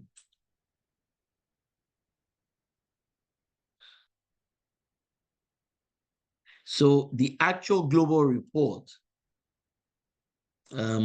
is the 2024. You know, they do the report thereafter.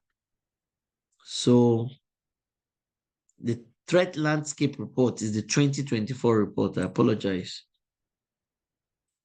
So the one for 2025 is not yet out. So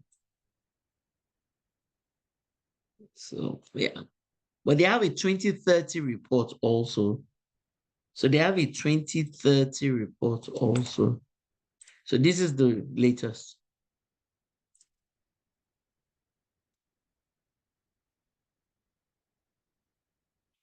This is the latest.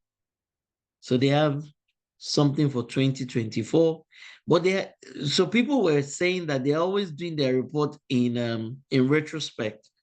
So they created a futuristic one, a future report. They created one that is looking forward. That is the 2030 report. So there are two reports. There is the 2024 report, and then there is the 2030 report. Okay, so this is the 2024 report. I've shared the link. And then there is the 2030 report. Okay. So, yeah. And then there's the 2031. So that 2030 is looking forward versus the 2024 that is looking, that is in retrospect. You know, 2024 versus the 2030. You know, it's not yet 2030. So they wrote a report that is looking forward. Okay, so the 2030 report is looking forward, while the other one is looking backwards, right? So there's a 2030 document. Okay. So it says, looking at the risks that emerging, you know, it's looking forward. It looks forward. Righty. So once again, these are things that will allow you to go global. These are the areas that will allow you to get that international job that you're desirous of. So I was talking about CMMC. So if you have the brain power and the capability, you can go look at it. CMMC. can use it if you are inclined. CMMC. It's a cybersecurity. So you'll see the new version and how to follow through with the assessments. I tell you, it's not straightforward at all, but so it's available, CMMC. Put it in the chat room, everybody. That's one way by which you can do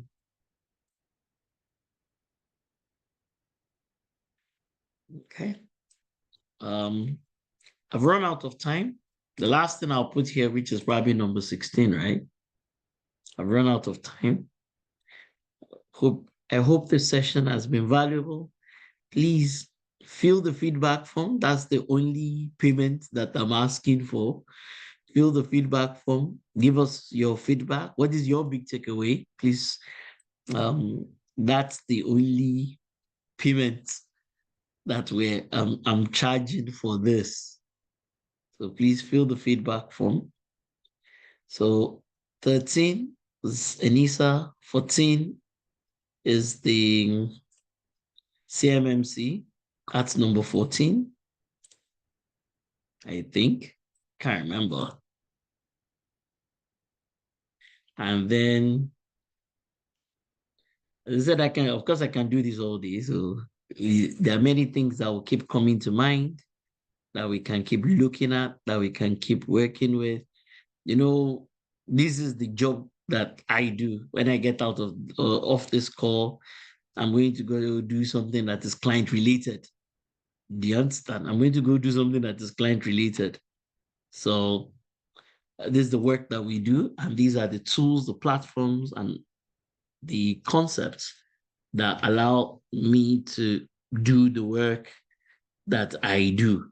And I think it's valuable for all of you. I think anybody who also looks to really become great at information security needs to know all these things as it is. Who uses Shodan? Is there anybody that uses Shodan a lot here? Everybody go to Shodan. Is there anybody that uses Shodan? Yeah, that will be useful. Anybody? Does anybody use Shodan? All right, everybody go to the Shodan website. What can you do with that? Just like I like to use OSINT a lot as a person. I really enjoy using OSINT as a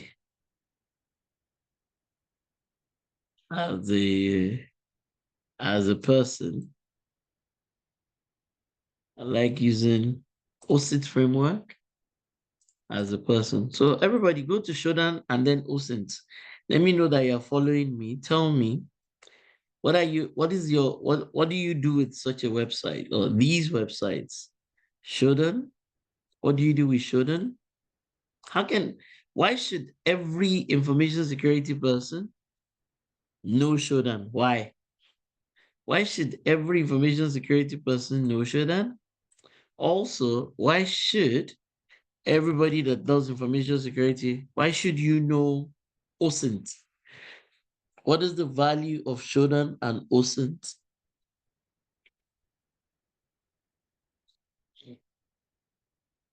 Okay.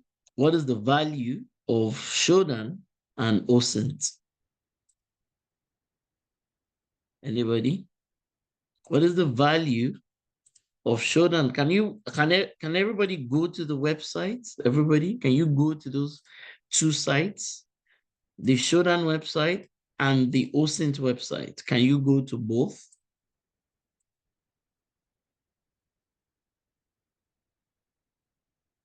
Everybody?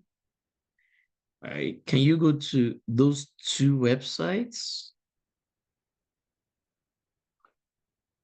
Okay. So I'm certain that I've spoken about 17 different things or 16 different things today. As I round up this session, all right? So for the people who are new to these types of things, we started with where can you get some of these basics? Where can you get the basics? Where can you get them? So we took you to the SMBP website. We took you to that website. And then I also showed you 2 free courses you can do from, what's this website called? From EC Council, the free courses that EC Council has got. I showed you 2 nice free courses that I think they're important and they're essential if you practice cybersecurity. So please, everybody, please fill the feedback form. What else would you want to see and learn in the future? The next time we have this type of session, what will you be looking out for? What do you want me to cover? As I said, so, and of course, the Microsoft courses. Microsoft has some free courses, Microsoft courses. There is a particular one. Where's that one again? Microsoft.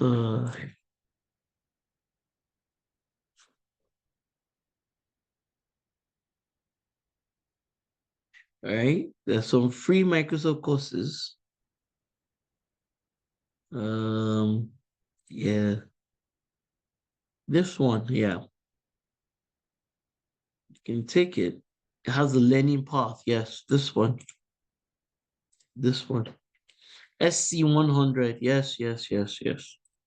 So these are some, anybody that, I mean, if you want me to coach you so that you can get an international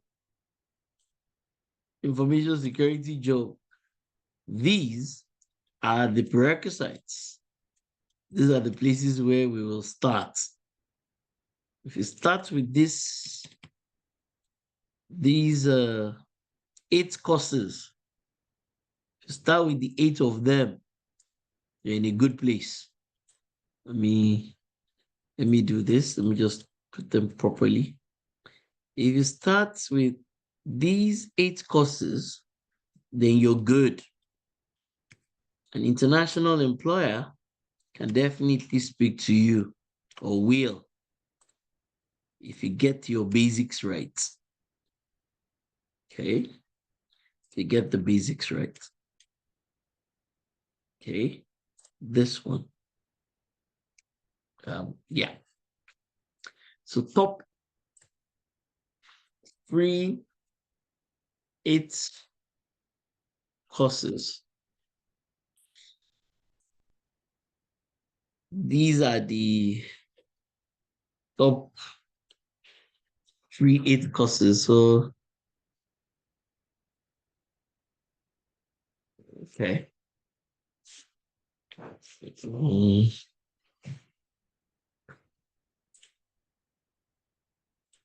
Okay. So if for those that are new, for those that are trying to build capability, yeah, top 10, top 8 free information security courses that I am recommending. 8 of them. Get on top of it. You will not regret that you did the 8 of them. So trying to build an international career. Trying to build an international career. These 8, they are the minimum. They are the minimum. And you can see that none of them requires money. I put all of them in the chat room. These 8, they will build your background appropriately. These 8 will build your background. Everybody, I hope you can see what I put in the chat room. I hope you can see what I put in the chat room. Then we talked about Zero Trust, MCRA. What are some of the things that we did today? We talked about Zero Trust, Zero Trust generally. Then Zero Trust generally. And then Microsoft Zero Trust. Okay, so that was one of the things we did today. Okay, then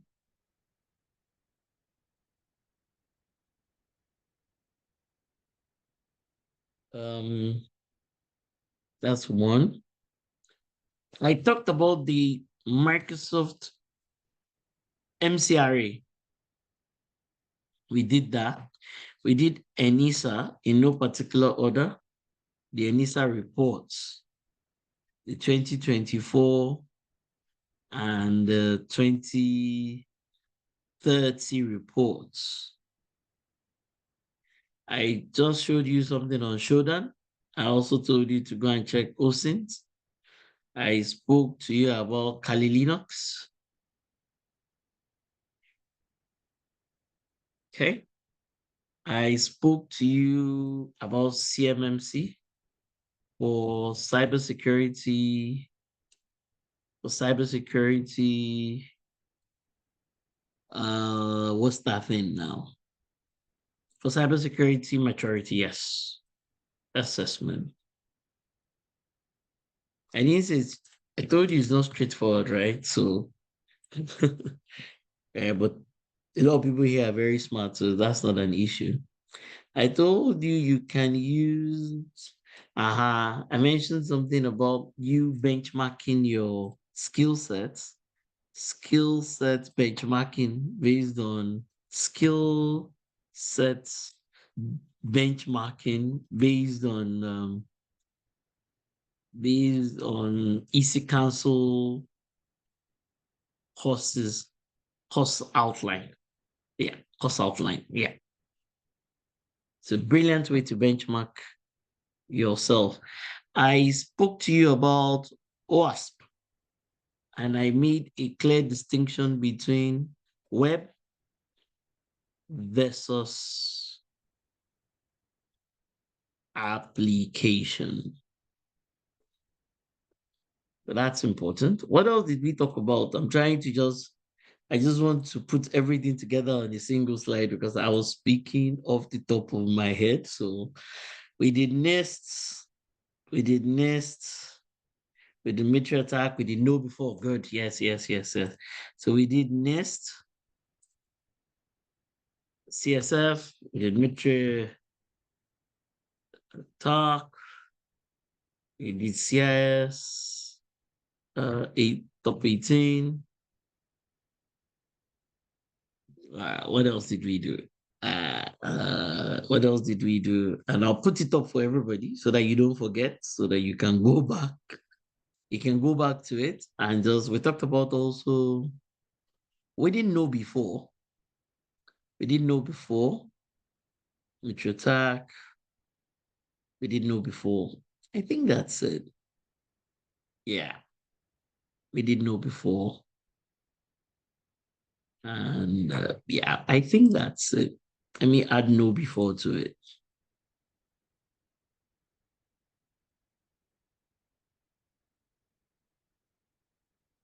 Right. So key topics that we did here today, apart from the exams, these are some of the key things that we did. I think so. I don't know whether we did any other thing that is outside of this, but I think this captures majority of it. Just give me 1 second, just so that I know that I've got its council.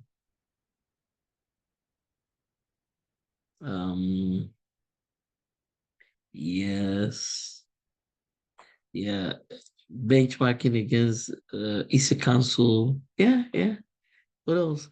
Okay. Let me put this up. That's all I can remember for now. We might have done more than this, but this is what comes to mind. So yeah, maybe if you remember any other thing, you can add it. You can add it these are some of the key topics that we did today. We, of course, we started with the S&BP foundation courses. Then we talked about the free EC Council courses too. So I know it's more than this, so maybe somebody can help me. My brain is tired. Right? So look at this, everybody. I mean, look, there are many experts on the call, so I'm not the only one. It's just that these are some of the things we did today. Anybody? What else? What else do you think we did that you might have forgotten? Well, these are key things. If your organization is really going to get, if you as a person, because most people don't think about the organization. What I mean is that people sit in front of the interviewer.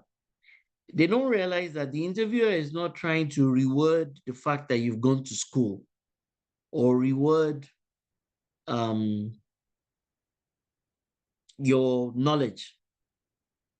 The interviewer needs to know that, one, you're knowledgeable. That's important. Two, needs to know that you're skilled. Okay. Still needs to know that you have some experience, even if it is intern experience. Okay. Needs to know that you've been exposed, right? Which is what I'm trying to do today, right? You've been exposed to information security. But most importantly, right? And I wanted to say this even at the beginning. Companies have information and cybersecurity problems. Like they have problems, like real problems. And they're looking for people that can resolve those problems and issues for them. That's once you get this right, you find out that the interviewer is not overly worried about the fact that you've gone to school. Yeah, go to school. It's not even really worried about all that one when they're asking about qualification and all that. It's great. But the most important thing is the interviewer. They want to know whether you can solve their problem. People have real problems, right? Compliance problems, right? They have attack problems. They have fraud problems. They have CIA problems, CIP problems. They have downtime problems. They have compliance problems. They have real problems, not imagined. Organizations have real problems. Now, what they are looking for is a solution provider. They're looking for, right? What the companies are looking for is information security slash information slash cyber security professional or people that can resolve these problems. Make no mistakes about it. No company wants to just thank you for being an ethical hacker or whatever. What's their business? What's their business? Nobody was about to say thank you to you, you're very qualified, People are looking, right? So they have real problems that they're trying to resolve. There are real problems that they're trying to resolve. And they're looking for people who can resolve those problems for them. Even if your expertise is at the level of an intern, even if that is your level of expertise or experience. So the things that everything we've talked about here, you have to look at it from a problem solving, solution provisioning perspective. You can't go and cram everything here. Nobody needs you to take a job. Anybody that is asking you at the job interview, can you tell me the 10 types of authentication? Can you tell me the 5 types of these? That company is not serious. They don't really know what it is that they are doing. If a company really knows what it is that they're doing, they want to see whether you understand how to implement solutions and resolve problems. They're looking for somebody who can, a solution provider person. That's what companies are looking for. They're not just interested in, people misunderstand this. One guy was telling me last week, he said, oh, I know RSA, I know this. I'm like, dude, do you really understand how to resolve? Do you even understand the kind of issues that people have? So everything that I've spoken about today is not from the perspective of it's not from the perspective of, oh, just learn them for learning's sake. That's not just learn them for cramming sake, learn them for exam purposes. That's not what this session is about. That's not my focus at all. My focus is, where is the problem? What is the solution that needs to be implemented? What is the problem and what is the solution? And that's how you have to think about information security. It's not a set of things to cram. It's not about the exam. The exams are useful, right? It's about, but in all your learning, in all your examination, in all that stuff that you're doing, you need to be focused on resolving problems. The clients that we work with, what we're consistently trying to do is to resolve problems for them. So we're not focused only on problem identification, but on the solution. What is the solution? It could be a technology solution, right? So the solution can be many types of solutions. The solution to information security is from many perspectives. Number one, it can be an executive, or let me just say leadership buying type solution. It can be something around policies, around processes, around procedures. It could be something along those lines, right?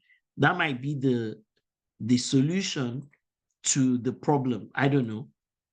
The solution to the problem might be a technology solution problem. All right. So it might be, oh, the client needs to put in a dam, go and check out what a dam is, a PAM, go and check out what the PAM is, a DLP, go and check out what the DLP is, a SIM, you can go and check out what the SIM is. It can be any of that. It really can be any of those kinds of technology-related type things. Okay?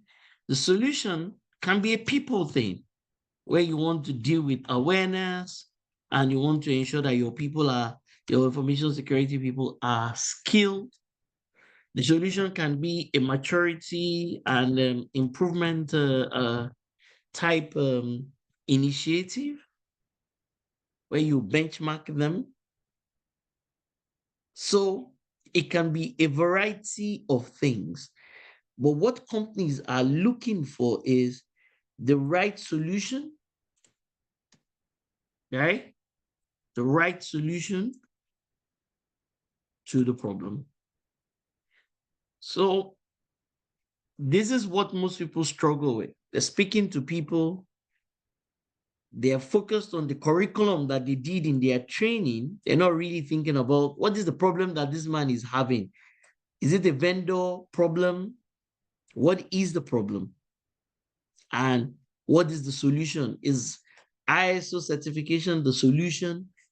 Do they need to change their SIM? Do they need to change their antivirus? Do they need to get an external person to come and do a VAPT for them? What exactly is that thing?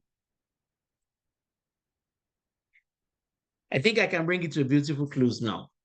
Everybody, please fill the feedback form and also share your feedback right now with me. What is your big takeaway today? Of all these things on my screen, everybody go into the chat room. Which is the one you like most? Quickly as I bring this to a close. All right, what is the thing that you like most of everything that I put on my screen? Which is your big takeaway? I want to read from everybody in the chat room, please. I beg of you. You know, I don't know whether what I've been saying makes a lot of sense. Maybe I've been speaking to myself.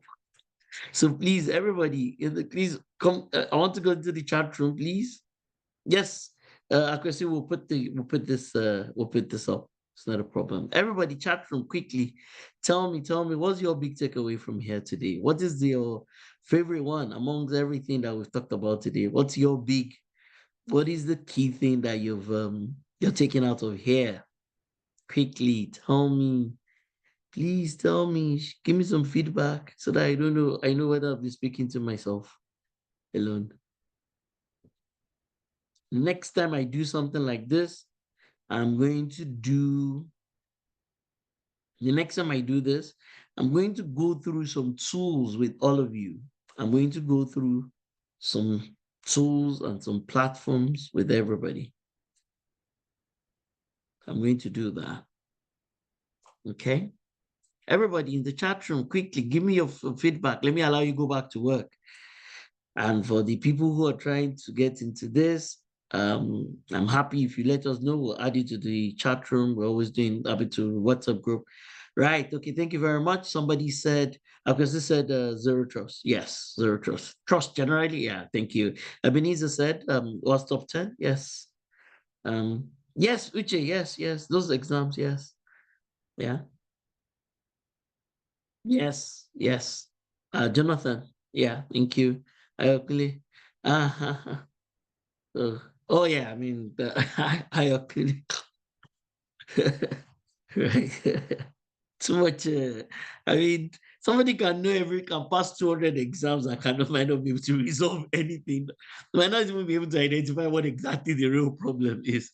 Right. So, because I mean, you can't throw ISO certification at every problem and think that that is the answer, or throw blindly or mindlessly go and buy a SIM or subscribe to a SIM. I think that's the solution.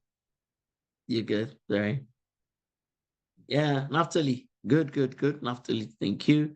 Mohammed says zero trust MC Enisa, military attack. Yes. Yes.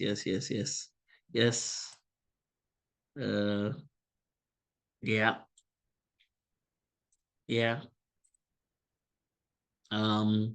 Enoch says Anissa, yes. Oiza, it's good to thank you for this feedback. So I need to add that to the group, right? I mean to the page. I need to add that to the group, to the page. Yeah, you're right. So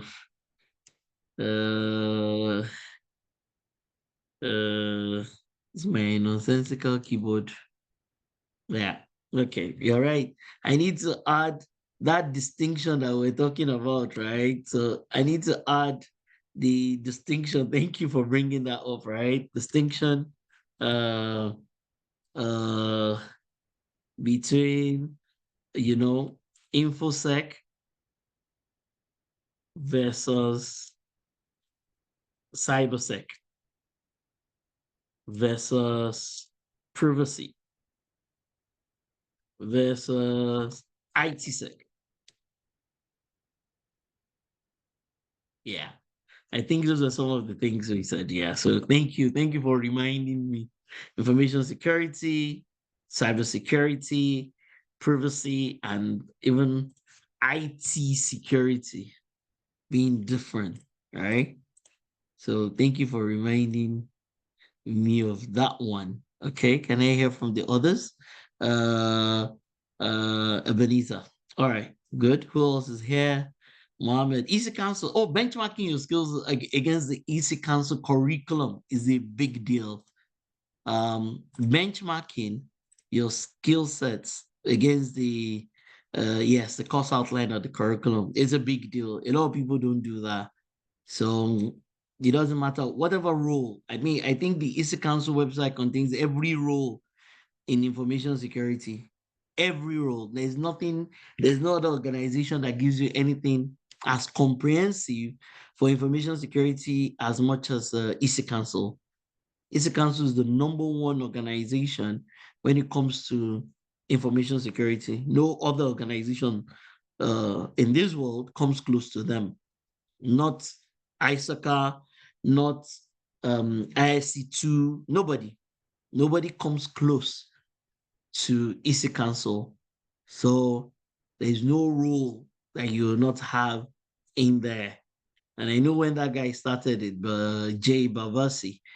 So he's a great guy. I mean, he's done very well. Thank you, Ogechi. That no before, the big deal. Oh. Thank you very much for that. The free resources, right? The free resources under know before, it's a big deal. It's a big deal. It's a big deal. Thank you very much for mentioning that, Ogechi, as it is. All right, people. Once again, let me put this up. You can take a screenshot. I can also, I'll also put this up here. And let me put this screenshot up. And you can go and start working on this. If you want to join the WhatsApp group, you can. If you don't need to join, you don't have to join. There's no compulsion. I only put the webinars and resources and whatever it is that we're doing, put it in there. All right, people. Thank you very much. Please, I beg of you, fill my feedback form. The way you have the requirement getting jobs. No. Accuracy is actually not difficult. I mean, they're remote jobs. They're remote jobs. I mean, I know people who sit in Lagos and they have remote jobs. I know people who sit in Accra and they have remote jobs. So they're remote jobs. The problem is getting through the interview. So I'm not even talking about the jobs that you do maybe in the UK because you have a UK visa or because you live in the UK or whatever that thing is. I'm talking about I was still even looking at some remote job sites on behalf of somebody recently. They're not easy to get, but you can get them. You can. Well, most people will struggle because going through the interviews, the expectation, because you can't lie to them. You can't, I mean, it's very difficult to just blag your way through. But there are remote jobs. And I know people, who have some of those remote jobs. So it's not that difficult. Once again, everybody, please fill the feedback form. I beg of you. I need to get feedback, if you don't mind. What is your feedback? What's your big learning point? What would you want us to improve upon? I know I have another session.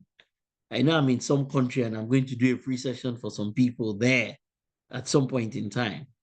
So I can as well just include, I can as well make it public. It doesn't matter. In as much as the session is holding, it's not a problem. In as much as the session is holding, I can always allow people to come in. It's a free session. The client has not paid me for it. So it's not a problem at all. And as I said, that one of my colleagues, Ayokule, is here. We'll do a session on some of the tools. The next one we're going to do a session on some of the tools. We're going to do a session on some of the core tools. So just be on the lookout. We're going to do this again. And that one, we're going to look at some of the core tools that anybody that says I'm doing information security. So today I just mentioned only the OSINT and the and Shodan. But I know somebody who doesn't even do anything more than Shodan. And this is a big global person. Said all the things he needs to do in the organization that he works for. That Shodan covers it. Everything that he says he needs to do, that Shodan covers it. And this is somebody working for an international organization that does information security. So don't play with that Shodan in itself. Don't play with it. It's a really good, it's a really good tool in itself. So don't play with it at all. As I said, this person is a global person. And that's all he does. I have a better summary here. I've done it again. Yeah, I've done it again. I've tried so that I have everything on one page. It's my obsession with single page. All right, everybody, I've done it again. So with this one page, any and everything that I've talked about today is here. So yeah, just Boma, I don't know what's the email address. Boma put the email address. They can just send you an email and then you can add them if you want. If they want. So Boma put the email address. I think, what is the email address? And if you send a request, they will add you to the, or I think it's just, or phone number. Boma put it in the chat room. So everything we've done today, I think they're all here on this page. I'll put the page in the chat room, everyone. I'll put the single page that summarizes. Yeah, so the one on the core tools, I'll put it out there. Even today, I was going to do something on AWS, but we've run out of time. There's some security enclaves that a client had implemented them, or we're looking to recommend it actually to clients. So I had to look at it. So next time we will look at it. I thought I was going to get the chance to do it today, but I didn't. But you can go download it. It's not rocket science, so anybody can do it. It's the AWS security enclaves. So there's a client in the UK that we're trying to do some work for, and yeah. So this diagram. So yeah, that's it. But I didn't look at it today, and I can't look at it because of time. So, but I put the link in the chat room for people who want to go spend some time on it. Go look at I put the link in the chat room. Please fill the feedback form. And once again, thank you very much, everyone. God bless you. Have a beautiful weekend. And I will see you in future sessions. As I said, in the next one, I will tilt a lot towards AWS. And I will also tilt a lot towards the tools. Thank you, everyone. Please fill the feedback form, and Boma put the email address in the chat room so that people who want to join the cybersecurity group, we send webinars and those kinds of things that we're doing, we send them onto that group. Okay. Yeah, so that's it. Thank you. Thank you, everyone. Thank you to all the great people that have taken the time to be here today. Mohammed, thank you very much. Akwesi, thank you. Akunle, thank you for coming on. Charles, David, Ebenezer, thank you. Emmanuel, thank you. Enoch, thank you. Frank, thank you. Jakeski, my colleague, thank you. Jonathan, Joseph, Kunle, Malam, Mohammed, Ogechi, Kunle, Mr. Charles, thank you for your time. Benga, Femi, and Opong and Timothy and Uche. Thank you very much, everyone. God bless you all. Thank you for your time. It's great. Have a great remaining part of your beautiful weekend. Okay. Thank you, everyone.